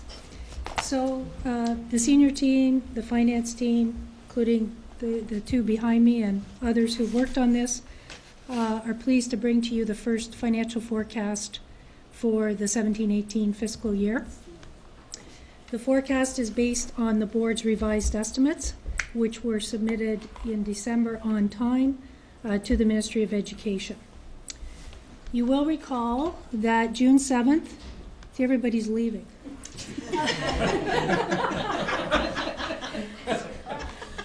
You'll recall that June 7th, 2017, this board approved the 2017-18 original budget, which was based on estimates derived at that point in time. This revised budget is essentially a fine-tuning of the original, but this one now reflects actual October 31st enrollments and updated March 31st enrollment projections provided by the Planning Department as of November 30th, because we needed to get the revised estimates completed. Superintendent Dawes will explain further enrollment when I'm finished. This forecast also incorporates updated estimates of revenues and expenses, as well as current financial projections from our related parties, so Student Transportation of Eastern Ontario, Champions for Kids Foundation, and the Upper Canada Leger Centre for Education and Training. So at this point in the year, and based on our best estimates, the financial outlook for this year is positive, and the board is still projecting to be compliant as per ministry standards, with a predicted surplus of for compliance of $901,253, which is about 0.3% of our operating allocation. The original budget, you may recall, anticipated a surplus for compliance of about $800,000. So at the same time, and as has been the practice, there are also risks and opportunities that could materialize to some degree between now and the end of August, and those will be highlighted as well in the presentation. So in looking at our business cycle, as already mentioned, you'll see that the original estimates were approved by the board in June, and this forecast, indicated by the red square on the chart, provides the first of 3 updates of the current year's financial outlook in advance of the presentation of the financial statements, which will happen in November. So the data in this slide is looking at our enrollment and projected enrollment, looking at what has been projected as of November 30th, so that's the data that this is representing, compared with what was projected at the time the original budget was developed. So the total enrollment was originally projected to be 26,795 ADE, and that includes both pupils of the board, so the ones that generate the grants, and fee-paying students. The enrollment projection as of now, or November 30th, is 27,007 students, or ADE, so you see that there's a significant change, particularly in the elementary panel, and a slight increase in the secondary panel. You'll also note that the projection for adult day school, Con Ed, and summer school has gone down somewhat. In addition, we have the 2 visuals, the graphs at the bottom, which are simply there to show the enrollment trend throughout the year at the various financial reporting points. So I expect you will see those updated in the future forecasts. A little bit further breakdown on the enrollment. This is showing pupils of the board separate from the other pupils or the fee-paying students. So you can see the enrollment on the secondary panel, tuition fee-paying students, is up somewhat, but with a partially offsetting decrease in the pupils of the board for secondary under 21. As noted on the previous slide, there's a projected gain and is primarily in the elementary pupils of the board category. Again, we have the visuals at the bottom. So slide 5, this is what we typically show. So we're now looking at the dollars, and we're talking about operating dollars on this slide. In terms of the projected in-year surplus for compliance, you will see the bottom line outlook has improved by approximately $100,000. So when you compare what we're projecting now, if we were to do our financial statements today, what would our bottom line result be versus what we thought it would be back in the spring. So as has been our practice, what we've done here is we've picked out only the primary factors that have contributed to that $100,000 change, so the net change in the forecast. You'll see that, one could look at the top portion of the slide and say, well, the change is insignificant, it's $100,000. However, it is comprised of several significant positives and negatives that make up that net change. So working through the main contributors, you'll see firstly, which isn't surprising, we see a large increase in our GSN revenue, so generated by our pupils of the board. So it's the increase in enrollment and also some increases in some other grants driven by other factors. The next line, the tuition fees, aligns with what we saw in the previous slide, an increase in our tuition fee paying students. So that will generate for us an increase of another $500,000. You will know that in June, the ministry announced the new Rural and Northern Education Fund. Our board's total allocation for 17-18, the largest in the province, by the way, is just under $1.4 million. And we plan to use $925,000 of that grant to add guidance teachers in our rural secondary schools in order to ensure that each of those schools has a minimum of 2 FTE guidance teachers. The balance of the rural funding will be, at this point, will be deferred to the following fiscal year, 18-19, which is allowable under ministry rules. Although this rural funding, so we're showing the revenue of $900,000 and then the spend of $900,000, are not really contributing factors to the bottom line change, since it is a significant pot of new funding. We're showing it here really for your information. Moving down to special education, the board has experienced a significant increase in the need for specialized support in recent years, and 17-18 it has turned out to be no different. The trend is continuing, as evidenced by the additional staffing costs of $900,000 compared to the planned staffing levels in the original budget. And that would be primarily, if not all, educational assistants. Moving to the next line, another area of steadily increasing costs is staff replacement costs. And schools are finding it more and more challenging to fund the cost of occasional teachers and occasional ECEs out of their annual school budget allotment. So during the development of the revised budget, finance staff went back and reviewed absence data for the past 5 years for teachers and 3 years for ECEs, because that's all the data that's available. And based upon that analysis, we have updated the school budget replacement allocations to reflect more closely what has been more the actual experience in our schools. That amounts to a $600,000 increase, which would be spread among our schools and would be added directly to school budgets for funding of short-term staff replacement costs. early in the fiscal year, I'm going to the next line, additional learning partners. The contingent of learning partners was increased from 12 to 20 as a result of the number of schools requiring increased levels of math support. This increase provides learning partner support for each family of schools, and learning partners perform a critical role in providing both system and school level curriculum support. The incremental amount reflected there of $400,000 represents the expense shortfall that we were unable to fund out of the original program budget. The next line, we've had some additional principal and vice principal allocations of approximately $300,000. A couple of reasons for this: increased school-based requirements, and also a necessary replacement for a significant longer-term illness.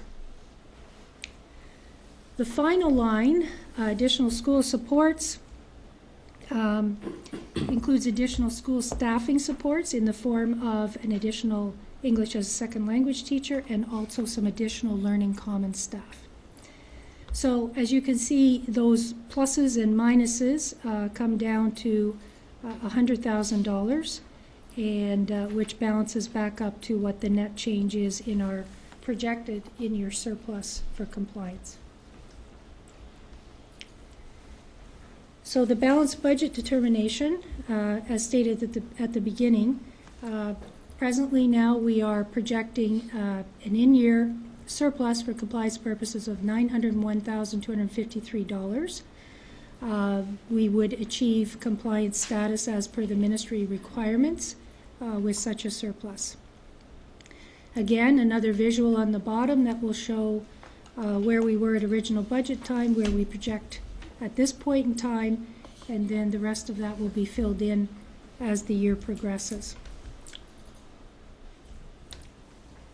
So the equity section of our balance sheet, so this is our detail of accumulated surplus chart, the ministry form.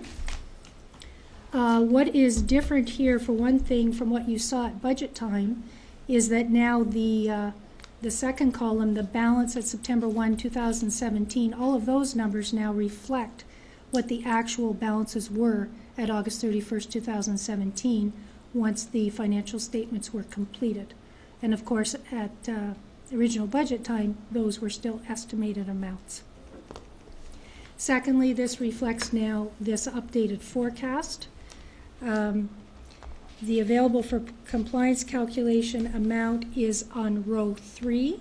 So you will see that we are now forecasting an ending balance of $10.3 million. And as you know, we've gone through this many times. That is actually comprised of two components. The top part being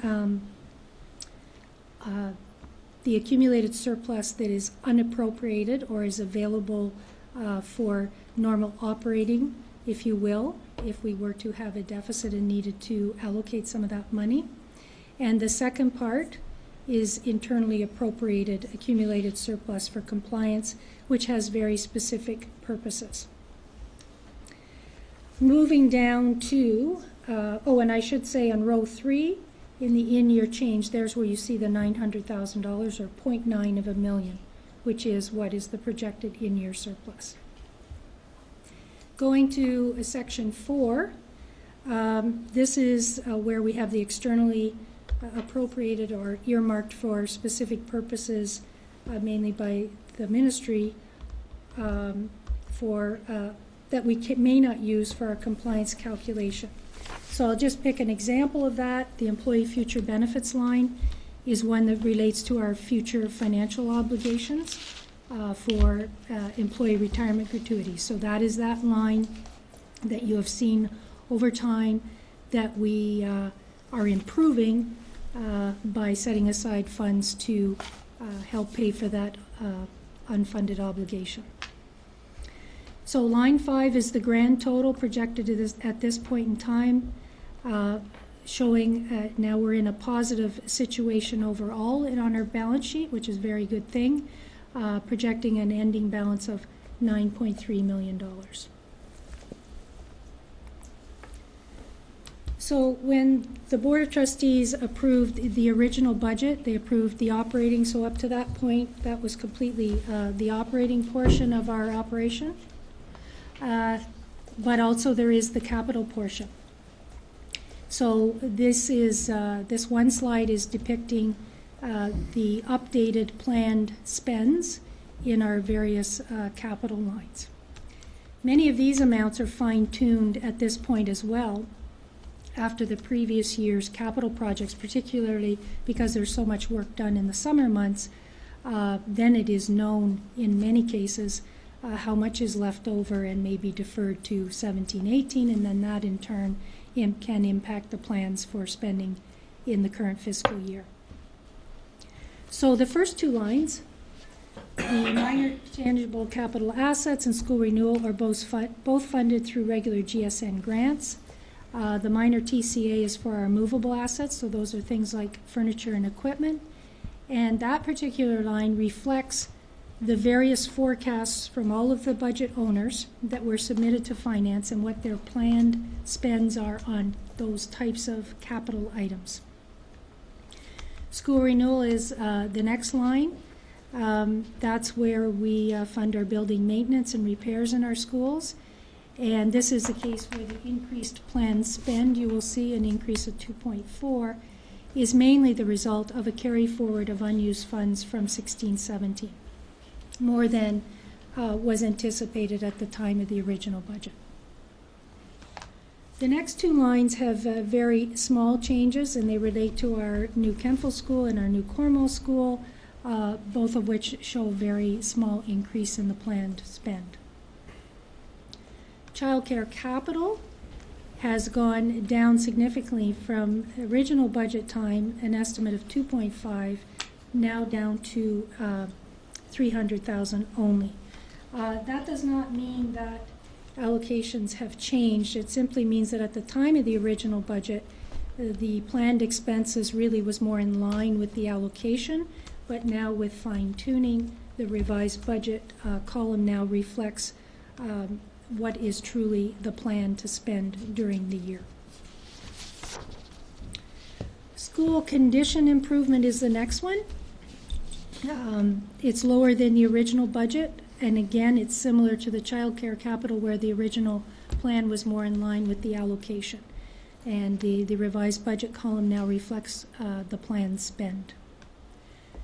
Community hubs funding has gone up some. This amount, so now the planned spend is $2 million. This includes $1.1 million remaining from 16-17, and also has it added to that $900,000 for our 17-18 allocation, and that $900,000 was not yet announced by the ministry at the time of our estimates at the original budget time. So that is why there's an increase there. Greenhouse gas reduction, no change there, as that was announced in April 2017, so in time for the original budget.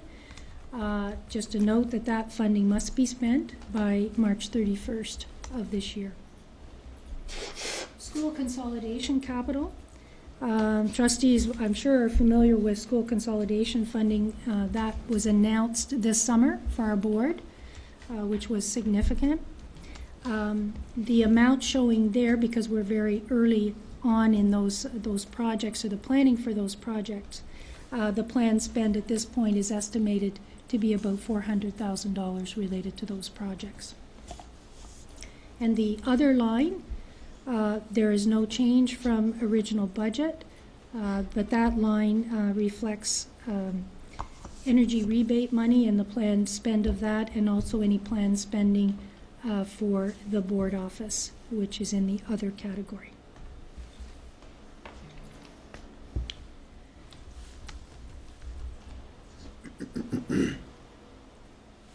So, slide 9 is a reminder of the risks and opportunities that the board continues to be exposed to throughout the balance of this fiscal year, which could have a material impact on our financial results should we experience any or all of these. Note that all items, you see we just have one list, and they can be risks, they can be opportunities, because they can go either way, with the exception of the very final item, which would be only a risk, and I'll talk about it. So firstly, our WSIB experience. So even though we receive periodic updates related to actual claims, accident claims incurred, future occurrences are uncertain and difficult to predict. Positive changes to previous claims estimates could also result in a positive change to the board's liability balance, and therefore could impact our in-year expense. Benefits usage. As you know, we, along with other boards, are gradually moving various employee groups to the provincial health trusts. And, one group is kind of going at a time. In this case, so right now we still have some more groups to transition to the trusts, specifically CUPE, principals and vice principals, and the non-union group.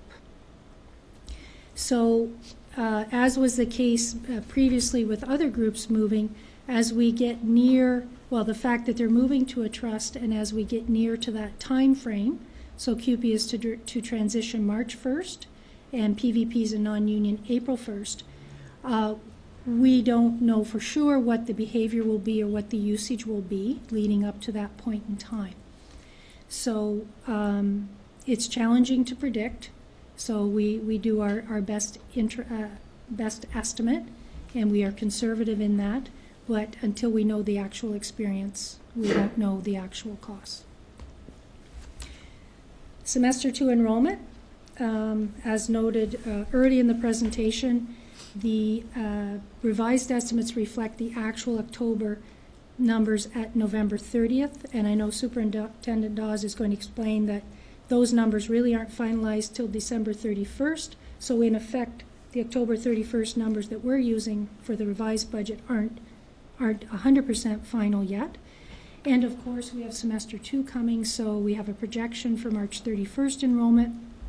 Again, that could be, the actuals could be different somewhat than what is projected. School operations, we put weather, maybe because we've had really cold weather and we actually had snow at Christmas, but the volatile and unpredictable weather patterns we experience can have a significant impact on related costs. However, although our facilities department has an excellent track record of managing its various budget lines in order to stay within its overall allocation, but I felt that the unpredictability of this still warrants listing as something that could be higher or lower than what we thought. We've added their actuarial valuations, and this is something that probably came to mind as a result of doing financial statements for 16-17. And as I said before, we do get some updates from our actuaries, but they really do the full valuation at the end of the year. And actuaries use assumptions. So if an actuary changes assumptions in determining what our liability would be, so an example would be for employee future benefits for WSIB, that could impact what our in-year expense is by the change in the liability. Assumptions, examples of assumptions are discount interest rates that an actuary will use, with rationale, of course, mortality rates, anticipated claims experience. So it's something that can impact our bottom line. And finally, benefit premiums. Now this is a risk only. When I talk about the CUPE, PVPs, and non-unions moving to the trusts, March 1st and April 1st actually are already later than originally planned. Our current benefit carrier, despite that, has agreed to not increase our rates, which would typically happen January 1st. However, if the move of these groups to the trusts is delayed another time, the insurance carrier will go back and increase our rates for the months in 2018 that would be impacted. So just putting it there as a risk. I mean, obviously the hope is that we move provincially when we're supposed to.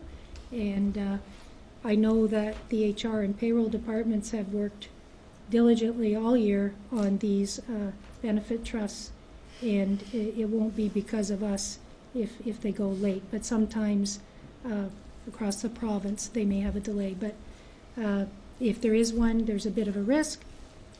We'll have to wait and see on that. So that's the, Mr. Chair, that's that presentation. I don't know if we want to entertain questions now or have Superintendent Dawes do his part. I think we'll wait till the end. Thank you. Superintendent Dawes. Thank you, Superintendent Barclay, and thank you, Chair, for this opportunity. This is a bit of a tradition we have now of tail end of Nancy's presentation with an overview of enrollments because of the definitive links between our system enrollments and the revised estimates. And I do, before I begin, want to take an opportunity to thank my team, small and vital, Sarah Crawford, who's our manager of planning and has helped with this work, so thank you. So in doing this, I've taken an approach similar to last year, and this is a refrain I think that is probably familiar to many of the trustees, if not all of you around the table. But again, always appreciate the opportunity to bring the board up to speed with where we're at with respect to enrollments. A couple of provisos up front. The presentation tonight is based on purely a system perspective, our entire board as a whole.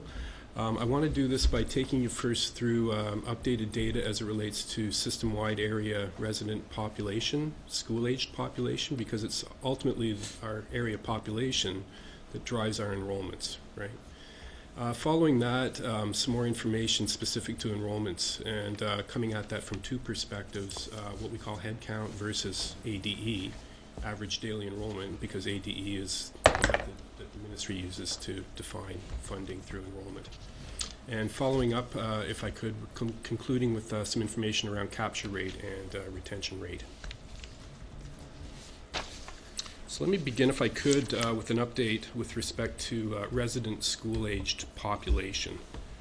And again, harking back to a message I've been bringing to the board for a number of years now, but we're witnessing now the tail end of probably the most significant demographic trend this region has seen since the baby boom. And I'm talking, of course, about the echo baby boom, the children of the baby boom. If you consider, if you will, that the end of the baby boom was around 1960, you can see that the adults now from that particular time period have had their children. And the very tail end of that echo boom is now exiting our system. So that has been what has caused enrollment decline in our board and across the province of Ontario, across Canada, across North America generally. It hasn't been an exit of students out, it's just been less births that we were accustomed to when at the peak of the echo boom we saw many, many births, which would have been probably around the mid-1990s. So I've been saying for the last couple of years, the good news here is that we're coming to the end of that significant demographic shift. And this table is meant to indicate that for you. What you're looking at in the top row is an indication over the past 6 years, year by year, of resident aged population 0 to 3, that is age birth to age 3, which is, of course, preschool age population. Below that, that row shows age population 4 to 13, which represents potential population available to our board as it relates to elementary students. And below that, aged 14 to 17, secondary aged population. And if you were to look up to that top row again, the age 0 to 3, you'll notice something very important, that over the last 2 years, we've actually seen an increase in that particular number of students for that population for that age group. For age 4 to 13, that increase only has been this year compared to last year. All of those years before, there was a decrease each year by year. When you look at the secondary line, you don't see an increase yet, but that's about to change. So again, I wanted to take this opportunity to use this format that I shared with you last year just to show you again that we're seeing the tail end of that particular demographic shift. So you see the notes at the bottom, those 3 important bullet points. Total preschool age population has had 2 years, 2015, 2016, of increase. Total elementary aged 4 to 13 population is also beginning to increase, and secondary age population decline is almost complete. So that really, again, is what's driving where we're going in terms of system-wide enrollment. And we come at this from 2 perspectives. When we look at trend analysis in the work that we do in district alignment, we tend to start with head count, because we want to just look at and examine the number of bodies in our schools, and then we translate that to an ADE figure so that we can work with finance to understand what the implications are from a financial perspective. And the reason the ministry, I think, uses ADE is because they want to have a perspective over the entire course of the school year as opposed to just one singular point in time. So again, this reminder about how ADE is calculated, it takes what we call the full-time equivalent enrollment for 2 key data points: the end of October, October 31st each year, and then another data point for FTE for March 31st each year.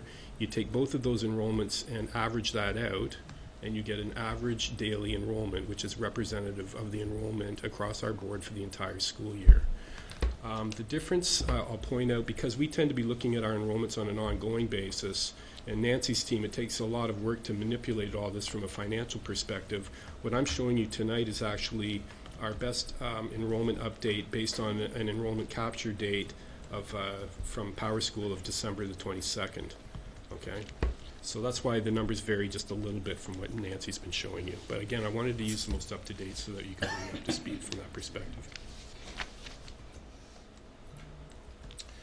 So starting, if I could, what this table shows is elementary enrollment head count for the entire system, UCDSB system. And what we're showing here is the difference between the October 2017 projected head count, what we were using as a projected system total last spring going into this year, versus what we're actually at for October 31st, 2017 actuals. And again, this is data that we extracted from Power School effective December 22nd. And you can see that we're at 17,869 students total head count, which compared to our projected system total of 17,575.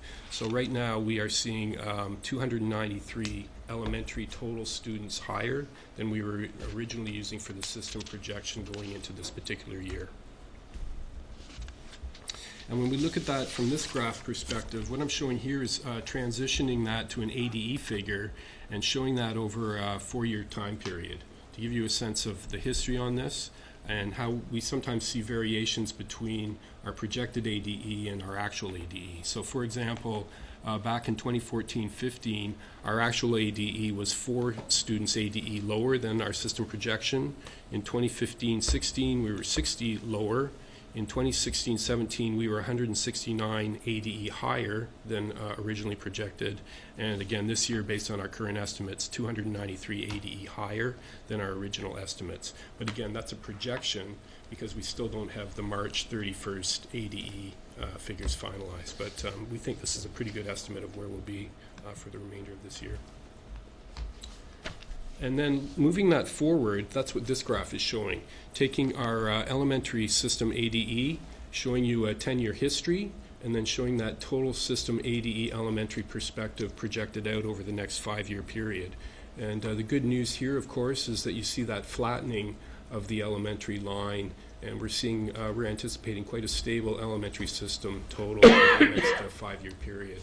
A little reminder, if I could, that big swing historically upwards that happens in 2013-14 is the result of the ministry going with full-day kindergarten as an ADE measure as opposed to the half-day program.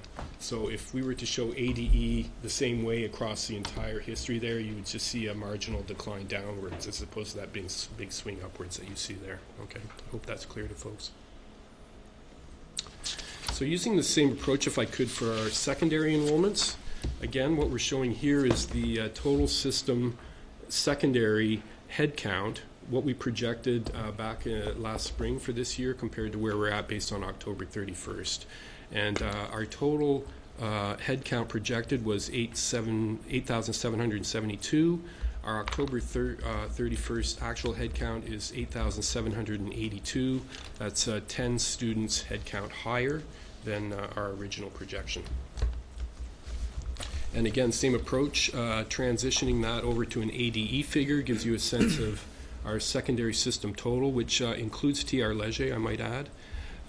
So a few years ago in 2014-15, the difference was 6 students. 2015-16, our ADE was 40 lower than projected on the system. 2016-17, 29 higher. And again, based on what we know right now, 4 ADE higher than our original projections. Again, with the stipulation that we don't yet have March 31st enrollments to use as a finalized figure. And looking forward, and I think this is probably my favorite graph to share with you tonight, shows our secondary system ADE projected out over the next 5-year period compared to where we've been over the last number of years, and what a challenge it has been for our board to address secondary enrollment decline due to the demographic shift. But again, as you can see from this graph, the good news is that we're at the tail end, and we anticipate, based on what we know from our system enrollments and the trend analysis that we use, we can expect to see a flattening of secondary enrollments over the next 4 and 5 year period. So a few words, if I could, about capture rate and retention rate. When we do enrollment projections in district alignment, we tend to look at a number of things. I've indicated to you the importance that population data has in all of this. We also like to look at what we call capture rate. That is understanding what proportion of an area's population we're actually capturing from an enrollment perspective. And we also look at retention rates. So what proportion of current enrollments are we retaining the next year? So if I could break that down into a couple of quick definitions for you, just to clarify, capture rate refers to the number of students attending UCDSB schools as a percentage of the comparable school-age population resident to that attendance area. So when we're looking at the entire board as a system, we're looking at a JK capture rate. What we're talking about is how many JK students do we have as a proportion of total age 4 population for our entire area. Retention rate, a slightly different way of looking at things. That's the percentage of students for a given year that return to UCDSB schools the following year. So if we have X number of students one year, what percentage of those students return the next year? That's what retention rate means. And we tend to look at both of those perspectives when drawing some trend analysis.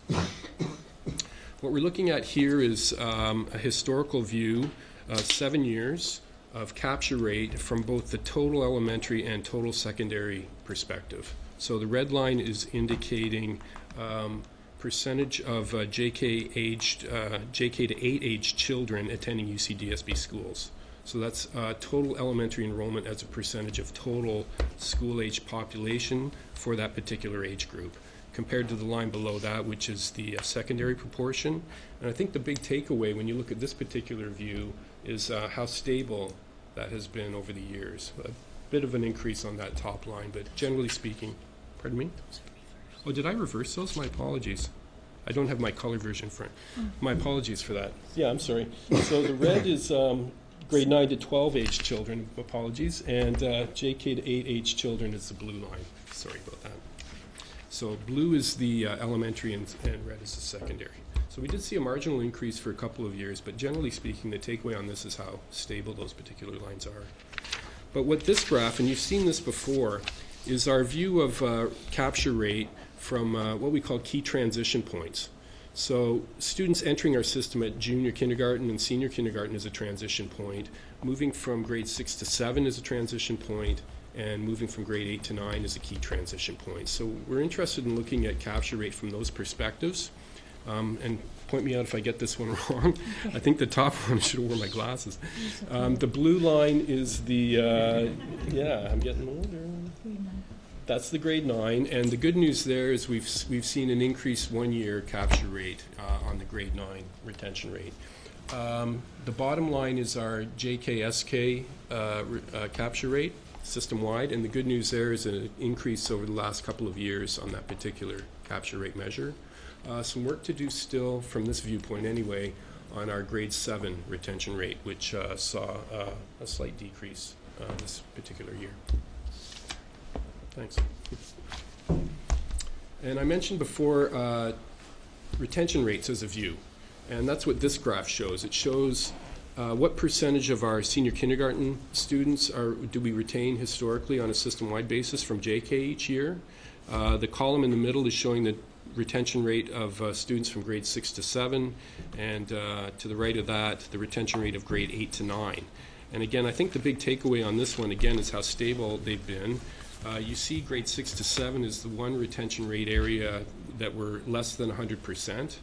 However, this past year, we did see an increase in retention rate between grade 6 to 7 from 96.9% to 98%. So although our capture rate on grades 6 to 7 is down a little bit from a retention rate perspective, it's up a little bit. So a bit of give and take on that particular measure. So I wanted to conclude the presentation just with this slide from the Director of Education's work plan. And you think about the work that we're doing and really how our enrollments do tend to drive the C, the R, the E, and the W in our strategic plan. Certainly there's a very strong link between our enrollments and the work that we're doing in our schools and the funding that we receive from the Ministry of Education. But at the same time, I think CREW drives our enrollments. So we're doing what we can to understand what's happening in our schools and create vibrant learning environments with a good view to resource allocation that has an impact on the number of students that we have in our system. And feel happy to have this opportunity to present this information to you, and happy to entertain any questions that you might have. Thank you. Thank you very much. So I'm going to open the floor up to questions to either Superintendent Barclay or Superintendent Dawes. There's a lot of information there. Comments or questions? Through you, Chair. Yes, go ahead, Trustee Swan. I'm just curious. This is for Superintendent Barclay. Due to the fact that the Ontario government is now giving free drugs, like prescription drugs, to our children, 25 and younger, are we having a cost savings for the benefits for staff? Because I know many staff have young children.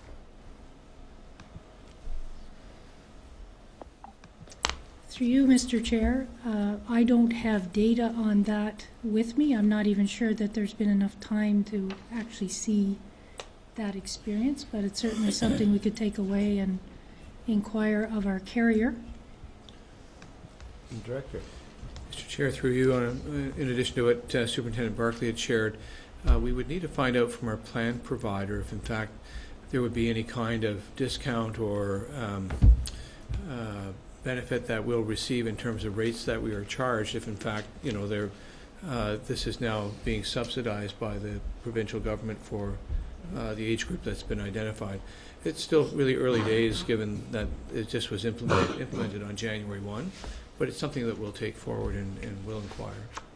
Thank you. Thank you. Trustee McDonald. Thank you. I have a number of questions for both. I'll start with Superintendent Dawes.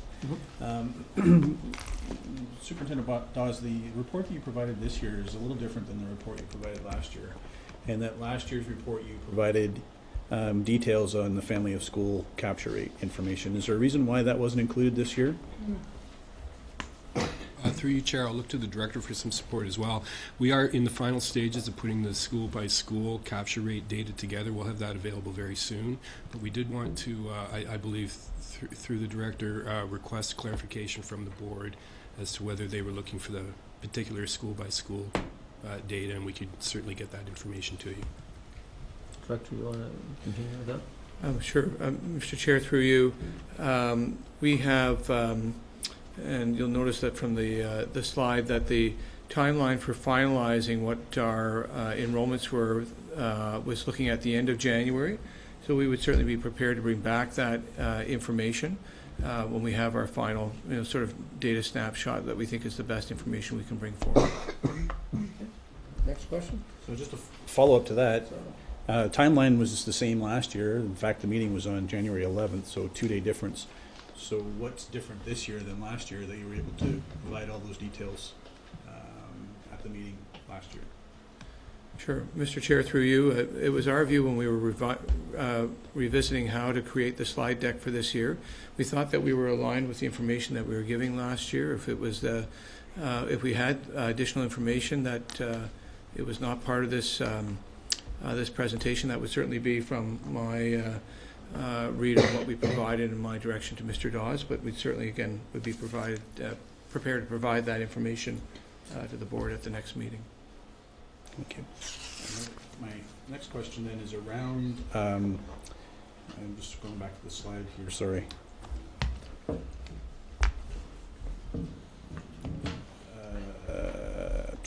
Slide 7. So the elementary headcount, which is where we see a significant change in our funds. So I'm going to skip a little bit and jump a little places. So within the capture rate review, we have a goal of a 1% increase. That's the expected goal that we want to achieve on an annual basis, 1% increase. When I look at this year's report, the projected amount and the actual difference shows 293 students. But when I look at last year's report, it's not, if I look at October 31st actual head count, and October 31st actual head count 2016 versus 2017, it's 150 students. But then when I look at the projected amount, the 17,575, it's actually a reduction in head count. Even though we have a goal of a 1% increase, we're still projecting a decrease. So I'm a little miffed. Are we simply projecting a decrease in enrollment so that we can see an increase in revenue come October? Or are we actually working towards the 1% increase as well, goal of capture rate? Dr. I'm going to let you start that first, and then. Well, perhaps I'll ask Mr. Dawes to begin, Mr. Chair, and then I'll wrap up. Okay.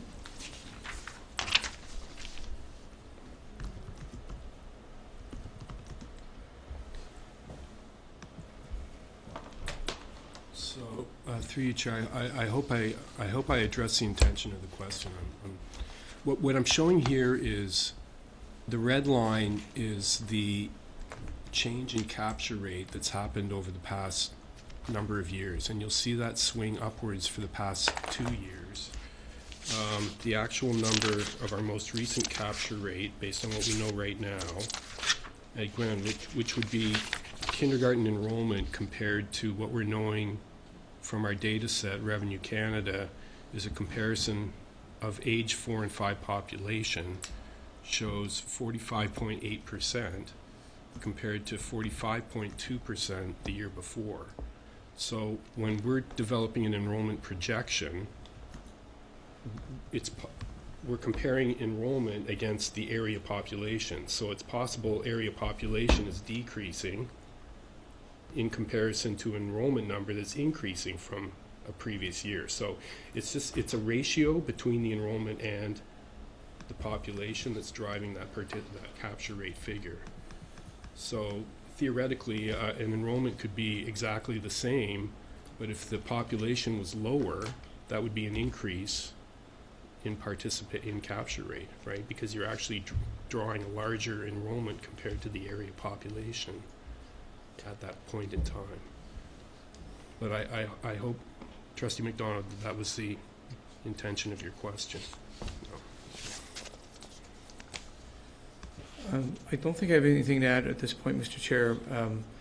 Is just if the clarification is enrollment rates are lower, capture rates would they be correspondingly lower if that's in fact the question? And our response is we believe so. Through you, Chair. We're still on one question here, Trustee Sloan. May I? Yeah. So, and I appreciate the fact that we may have a percentage difference because of the amount of eligible students or available students that are in the area. But wouldn't that be an important factor to submit, to say, here are the number of students that are available to support our whatever capture rate that we are talking about, then it would leave me no other conclusion to show that there is a reduction in the available number of students. Right now, I don't know that. I'm making an assumption that we've actually reduced, just in elementary, reduced our projected enrollment lower than what our actual enrollment was last year, even though we have a 1% increase. Okay. So Yeah, through the chair, maybe it would help, and you're absolutely right. You're not seeing that detail in this presentation.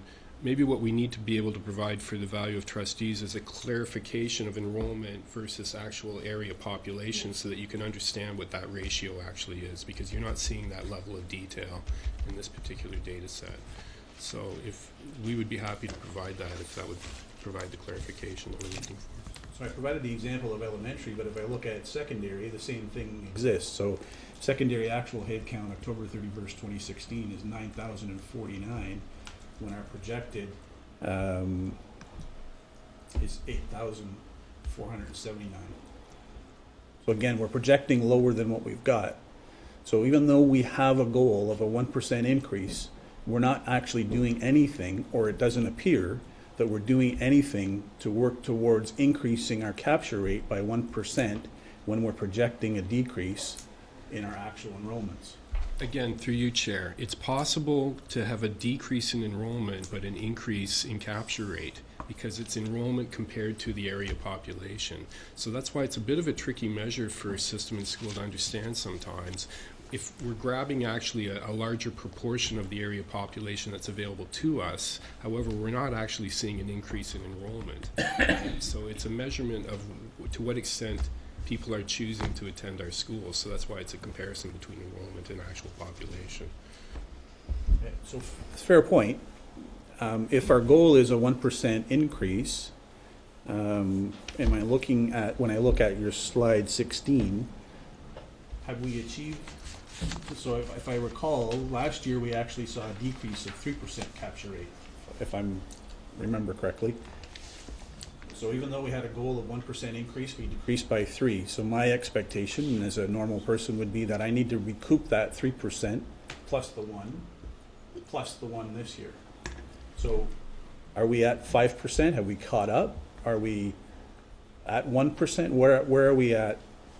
Where's the number for me to look at? Through the chair, I can get to trustees the specific population numbers so that you can understand how these numbers were derived. But again, when you look at the red line, which is a measurement of kindergarten capture rate, you'll see an increase over the past 2 years. So our enrollment compared to as a ratio of age 4 population as a proportion has actually increased over the last 2 years.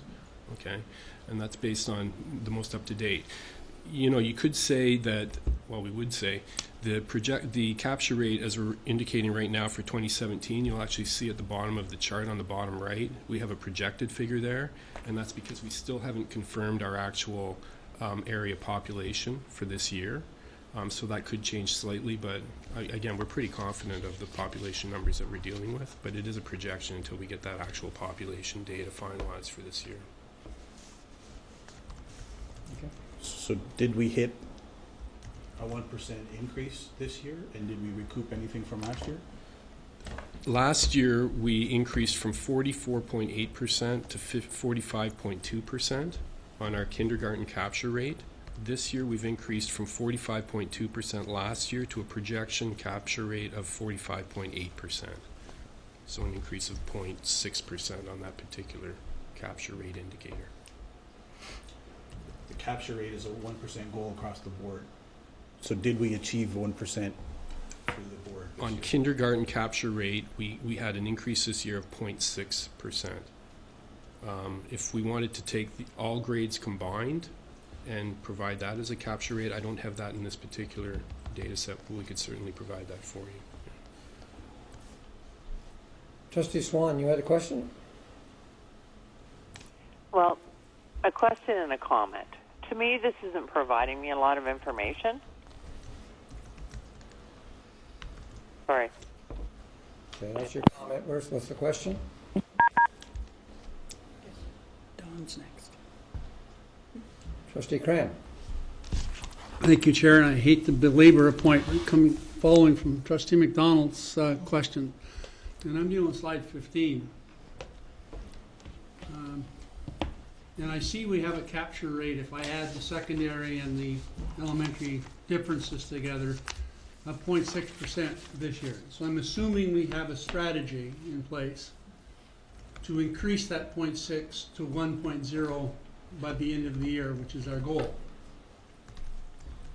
The other comment I've got is, as much as the lines are stable, we still have less than 50% of the elementary students attending our schools. And I like to see that a little higher. Thank you. So the question would be, do we have a strategy, Chair, in place to get that 6.6 up to 1%? Director, we'll start with you. Sure, Mr. Chair, through you. There is a strategy in place. If we're talking about kindergarten students, our role and our job is always at the front end of the calendar year, and it begins now, about trying to attract more parents and more students to the programs that we offer at JK. If it's towards the end of the elementary experience, we have some schools that have had some experiences where we don't have students who follow the elementary journey with us but don't continue after either grade 6 or grade 8, depending on the community.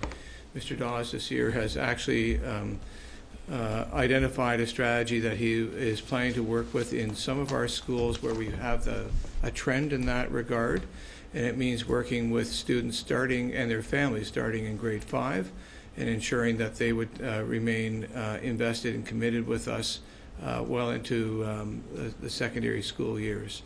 The board will know that and probably have heard some of the strategies so far that we do and trying to enhance it by starting earlier and reaching out to parents more actively through different social media channels. We have our current strategy for kindergarten registration that you may have heard on radio and social media. Those are things that we do, and we're being advised that they do reach the parents of students that we're trying to bring on board as part of the UCDSB journey starting in JK. Apart from that, if it's the board's interest to have more specifics, staff will be prepared to come back to you with a report to provide some information that maybe you're not hearing this evening. Thank you. Student Trustee Wilson. I'm not sure who, through you, Chair, I'm not sure who to address this question to. It's going back to slide 5 of Mrs. Barclay's presentation, where it just quickly noted that the rural funding went to increasing our amounts of guidance counselors in our rural schools. So I was wondering more details about that. Are they full-time guidance counselors, part-time, and which schools qualified for those 2 new guidance counselors? Director. Mr. Chair, through you, there were 15 secondary schools that qualified for the funding. Senior staff had reviewed what they thought was a baseline of activity in terms of topping up guidance sections for starting with the second semester. For some schools, it was a small amount of sections, and some it was a little more than the equivalent of a full-time teacher. The game plan is to have a rollout in the second semester and have dollars available from this funding that would allow us to continue to staff that into the start of the next school year, and we expect that this grant will be annualized. So specific to the question, you'll see in those 15 schools 2 full-time equivalent guidance people. Always that has been the challenge is how schools have chosen to disperse those guidance sections. So for example, it's not just guidance counselors, they could be teaching guidance courses. We have leadership courses, we have careers courses that guidance teachers might be assigned to teach. In this pilot program that you heard some details about tonight, the intent is to have 1 full-time person always in the student services area, and any of the additional staffing that the school had received as part of the annual secondary school staffing process, that the principal could elect how they wish to deploy those resources. Thank you. Thank you. Trustee Bill McPherson. Thank you. Through the chair. First to comment, I question why these two reports are linked as one presentation. I personally think there should have been two separate presentations. And we're comparing actual to projected back to actual, and we're looking for, I'm not sure, something that's not even there. When we're trying to track down where this 1% increase in capture rate went, we cannot ignore the fact that in the past year's time, we came through what was at times a contentious school facilitation review. I personally would like to see this report enhanced with more information, more similar to what we received last year on a school-by-school basis. Because in all fairness, some of my schools are attracting 75 to 80% of the standing population. And when you look at it board-wide, it thins it down pretty good. And then finally to my question.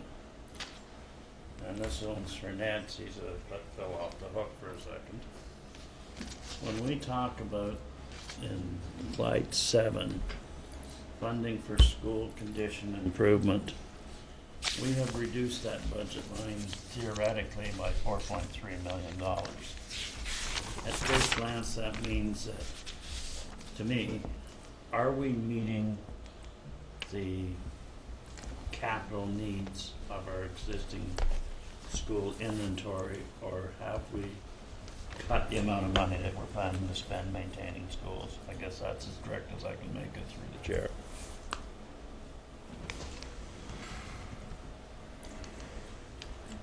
Through you, Mr. Chair, I think Superintendent Hobbs would be best to answer that. Superintendent Hobbs? Through you, Mr. Chair. Thank you, Trustee McPherson. I think there's some nuance to the question. So I think the way you put it was, are we basically shortchanging the capital needs of our existing schools? As you recall, I think it was in June 2016, the Ministry of Education effectively doubled our annual renewal and school condition improvement capital funding. So from that standpoint, in terms of capital projects, which tend to be larger projects that occur at our schools, I think we're probably, excuse the expression, richer than we've ever been. Close, I think now in the neighborhood of $110 million in year total capital between renewal type funding and also capital construction projects. With regard, the other side of it, though, is what you also referred to as operations, which is a distinctly different, or maintenance and operations, which is a distinctly different pot of money, and it's much more constrained. So this is the pot of money where we would use to fund custodial operations and things like minor touch-ups of painting and those kinds of things, and that's definitely very tight. And in fact, as Superintendent Barclay alluded to with regard to the weather uncertainty, the uncertainty about weather as an example, that's one of the areas that has is impacted the most greatly by things like weather, because we sort of sit and wait to do things like, you know, the sort of routine maintenance, gardening, painting, those kinds of things that would come out of the operating budget until we see how our snow plowing budget and heating budget looks like. And the last couple of years, we were very fortunate. We ended the year where we were able to do more maintenance work, and this year, obviously, the way the weather's going, it probably will pan out to be a little bit tighter. So I would say that the answer to your question is yes and no. On the maintenance side, we're tight, but I think we're meeting the needs of our schools, and on the capital side, we're having trouble sometimes spending all the money we've got. Thank you. Through you, Chair. You're on the list here, Trustee Swan. Thank you. Trustee Cartner?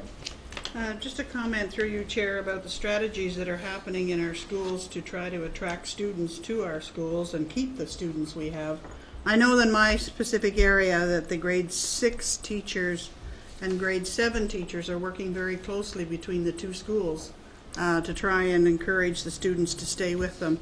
I know that there was a time a couple of years ago the numbers from grade 6 were not the same as going into grade 7 because there were other options in the area. Those options are still there, but I think our teachers and our principals are pointing out that we do provide the same and maybe even better programming to the students. So there are strategies in place, and I know the numbers are still falling in that area, I don't know why, because I think the effort is really out there, especially in my area, and I've heard about it in other areas of the board as well. Just a comment. Thank you. Trustee McDonald? Thank you. My next question is around the compliance slides. When I look at the increase in GSNs, and I'm going to take the rural and northern piece out. You know, it's a wash, 9 in, 9 out. But overall, with the GSN revenue increase, it's a significant increase for us because of the change in enrollment numbers. And I look at the costs associated to depleting or using up some of those funds, but an overall increase in our annual surplus. It reminds me of our discussion around budget and some of the conversations we had, because we had some really robust conversations about whether that surplus should have been 800,000 or whether it should have been something different. So we got to 800,000 as a result of some changes to the teacher side of things, and we also were told at that time that some departments had some contingencies built into it. For instance, special education and some other things. So knowing that we have those contingencies available still within the departments, we've seen an increase in GSN revenue. Does that mean that those contingencies now are still available within department budgets? Or what is the plan associated to those contingencies if we've offset it with an increase in these revenues? Through you, Mr. Chair. I can comment on, yes, the amount that we brought out to increase the surplus at budget time really was related more to teacher staffing. And we have used some of that, even though we went to a 3-year average, we have used some of that teacher staffing, and we'll use some more of it for semester 2. I think it's best that Superintendent Allen talk about what she had in her plans for special education going into the year in terms of any contingency. Through you, Chair. In special education, we did have a contingency plan for educational assistance, and when you get an increase of 300 and almost 300 elementary students, some of those students, a lot of those students actually came into our board with needs. So we used up our full year contingency and needed an increase to support students with special needs in our classrooms. So we do not have that contingency anymore in special ed right now. Mm-hmm. So I think that's an important discussion for us then, trustees. If we set a balanced budget and we knew that there was some contingencies associated to that, we've increased just on special education staffing right now with this increase in revenues almost $1 million. I'm not quite certain what the department contingency was, but I would suggest it's probably closer to $1 million as well. So we've increased our spending in special education by $2 million to meet the needs of our kids. That needs to be shown. And I'm going to come back to our discussion last spring. When it's in a department as a contingency, we don't talk about it. We don't hear it. We don't tell our communities what we've done to meet the needs of our kids. So it's important for us to have that. Knowing that let me just say it this way. If we didn't get this money, we potentially would be looking at a deficit situation. In-year deficit, I mean. That's significant. We need to make sure that we have some of those discussions moving forward at our budget. Now, my next question, Mr. Chair, if I may, is when we look at our budget, and it's maybe thinking out loud and for our future discussion rather than having a solution tonight. But when we look at our budget being proposed, perhaps it's worthwhile for us to have a discussion about here's what we think we're going to operate under based on the numbers. If we see a reduction in student, which is our revenue, right? That's our revenue base. If we see a reduction in revenue, here's what we're going to do. If we see an increase in our revenue, here's what we're going to do. And that's an important piece when we put our budget in place, so to make sure that we have an understanding of what can we do less of if we get less revenue, but what are we going to ramp up if we get additional revenue, because then there's a plan in place and we're not 6 months into a school year saying, how are we going to spend the money? And I think that's an important discussion as we move into the next budget round, and really not something for us to solve tonight. So these numbers are good. I'm glad. but it's something that we need to contemplate and talk about at the next budget discussions. Thank you. Trustee Swan. I would just like, through you, Chair, to ask Superintendent Barclay more clarification on where the rural school funding is going or has gone. Thank you. So, Mr. Chair, through you, the parameters around the rural school funding was quite generous that the ministry provided. They identified that it was to improve the program experience for students. They identified what could be some of those examples, and there were 64 schools that could possibly be recipients of that funding, elementary and secondary. The senior staff looked at the number of factors of where we thought we could experience the greatest impact, and it's pretty clear both from the board's own work plan and the director's work plan that we are trying to invest and grow and sustain Tier 1 intervention as it relates to student well-being and mental health. We asked about, well, what does anchor that in schools, particularly in rural schools, and traditionally it has been guidance counselor and guidance counselor support. What helped to fashion our discussion was to speak to some schools and ask about how were they deploying their guidance counselors assets past and present. And then secondly, hearing at the Student Senate meeting that we had our own student senators perceive that those assets, while they were available at the school or present at the school, were not necessarily accessible, raised some questions about what's happened in terms of that model, and do we need to revisit it as part of creating a particular presence in that Tier 1 of prevention and intervention, and is there a way that we could revitalize the student guidance counselor model in our district with this funding? So there was plenty of information to suggest that it was long overdue. We seem to have a receptivity among our system to move in that direction. We have a meeting scheduled with the school principals this week with regards to the implementation and the staff development that would be part of that model. And we believe that it's going to be making a difference in terms of what we want to do at schools in the broadest part of that pyramid, because we'll have enhanced the student services presence, and particularly what this funding will also allow us to do is to invest in specific training around student well-being and health that these increased positions can help to deliver and support at the school level. A secondary, please. Yes, go ahead. So is any of this training being channeled at the elementary level?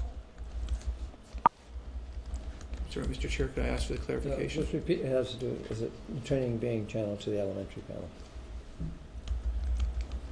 Mr. Chair, through you, the pilot project that we're preparing to launch, and that is going to be our focus for using this funding until the end of the school year in 2019, is to focus exclusively on secondary schools and to look at the impact that this model is making. Knowing that it does reach elementary students, because we do have grade 7 and 8 students in our secondary schools, then I do know that there is going to be an elementary student benefit, but we are looking at those 15 schools, and of those 15, 13 of those schools would have students from the elementary panel in 7 and 8. Okay, thank you. Any other comments or questions? Is it? Yep. I thank you very much. Okay, we're going to move into private session. I need a motion that first, before we do that, I need a motion that the Upper Canada school board move into committee of the whole. Moved by Trustee McDonald, seconded by Trustee Armour. Cast your votes, please.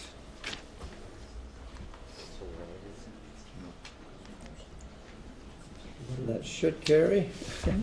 And the second is a motion that the Committee of the Whole move into private session, moved by Trustee Richards, seconded by Trustee Bill McPherson. Again, cast your votes, please.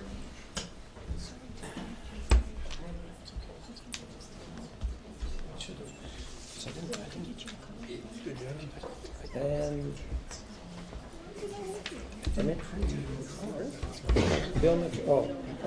Susan Richards and Bill McPherson.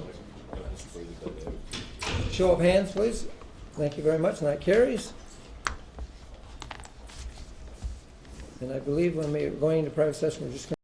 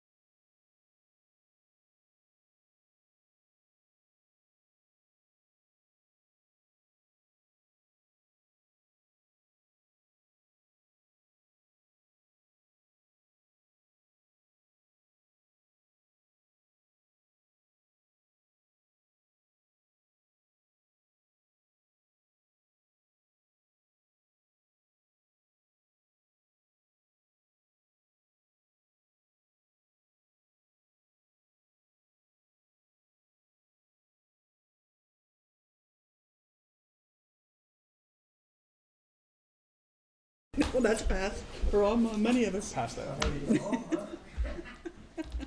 wanted to wait for the freezing rain to start to settle in.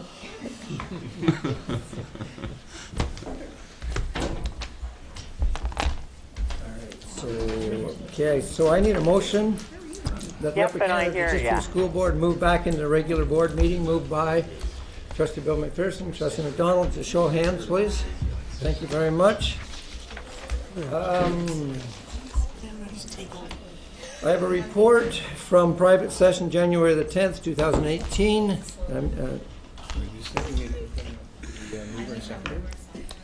First and McDonald's. Bill and Dave. Excellent adventures. Everybody approved?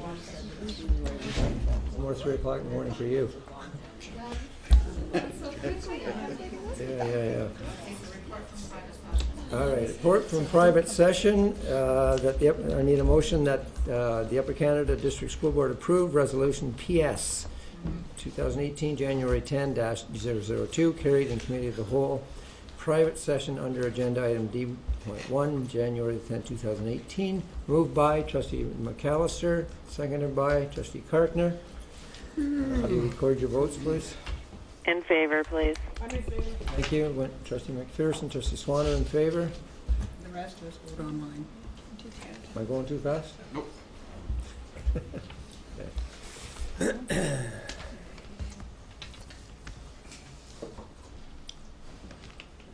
I don't have mine on the screen, but I'm in private session. Yep. I'm in favor. That's incorrect. Is it your first date? It's getting close. Okay. That's Lisa's first date. It's almost mine too. We keep going here. Okay, now the next item that we have on the list. Point of order? Yeah. We need a motion to extend the time. I need a motion to extend the time by So moved. by I would say 10 minutes. By till 10:15. Moved by Trustee Kartner, seconded by Susan. Trustee Armour. Just a show of hands for that. Okay, thank you very much, and thanks for bringing that to my attention. The next item has to do with board memberships, and I know that we as a board have been involved with both of these organizations for a long time. We certainly know the value and the value that they bring to not only us as a board, but to all boards in the province.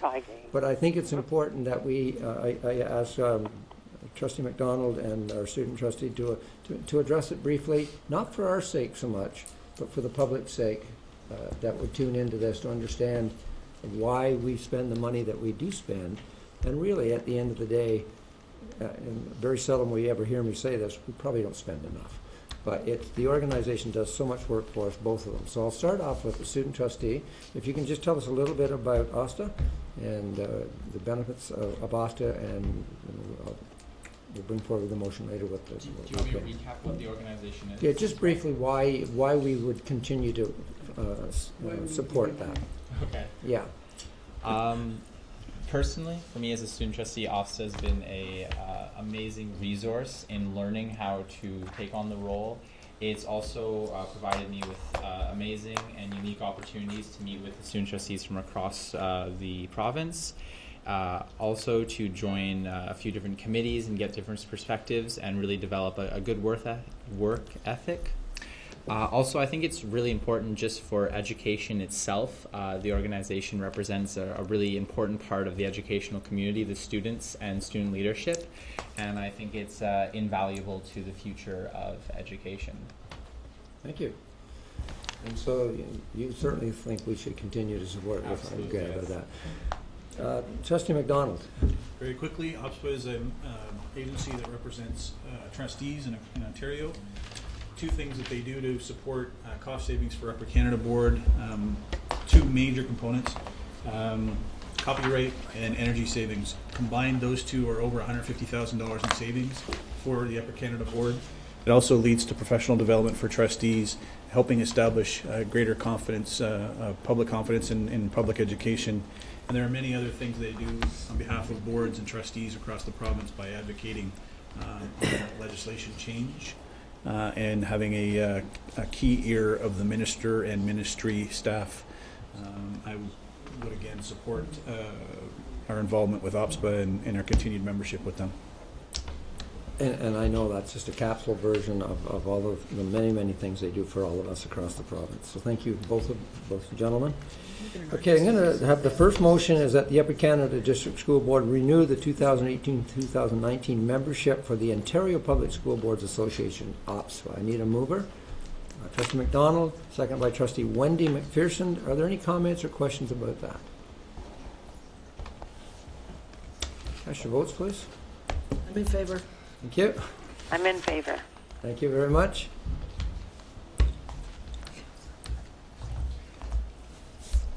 I'm in favor. For some reason, I'm not getting it, but that could be at another meeting next week or something. Thank you very much. That carries. And the second motion is that the Upper Canada District School Board renew the 2018-2019 membership for the Ontario Student Trustees Association. I can't say it. Asta-Eco. Moved by Trustee Wendy McPherson. I wasn't even going to. Trustee Gartner. Any comments or questions? Thank you very much. Cast your votes. I'm in favor. In favor. Thank you. I'm in favor. Oh, I got it. Thank you.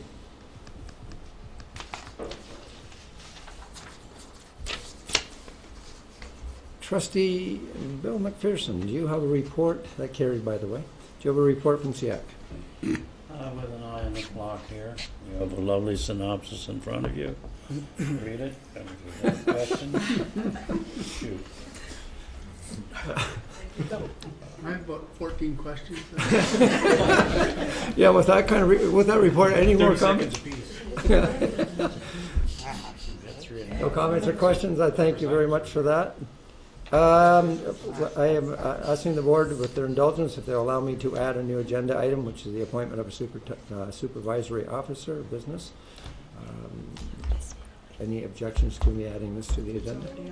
I know, but I should ask. Okay. No objectives? I did that for Lisa's sake. Didn't we approve it? We did, but I'll talk to you later about that. Okay, so I have a motion. I need a mover and a seconder that the Upper Canada District School Board appoint Robert Backstrom as the Supervisory Officer of Business effective January 15th, 2018, subject to written confirmation of eligibility from the Ministry of Education. Moved by Trustee Bill McPherson, second by Trustee Wendy McPherson. And I'll ask you to cast your votes, please. I'm in favor. Thank you. In favor. Thank you.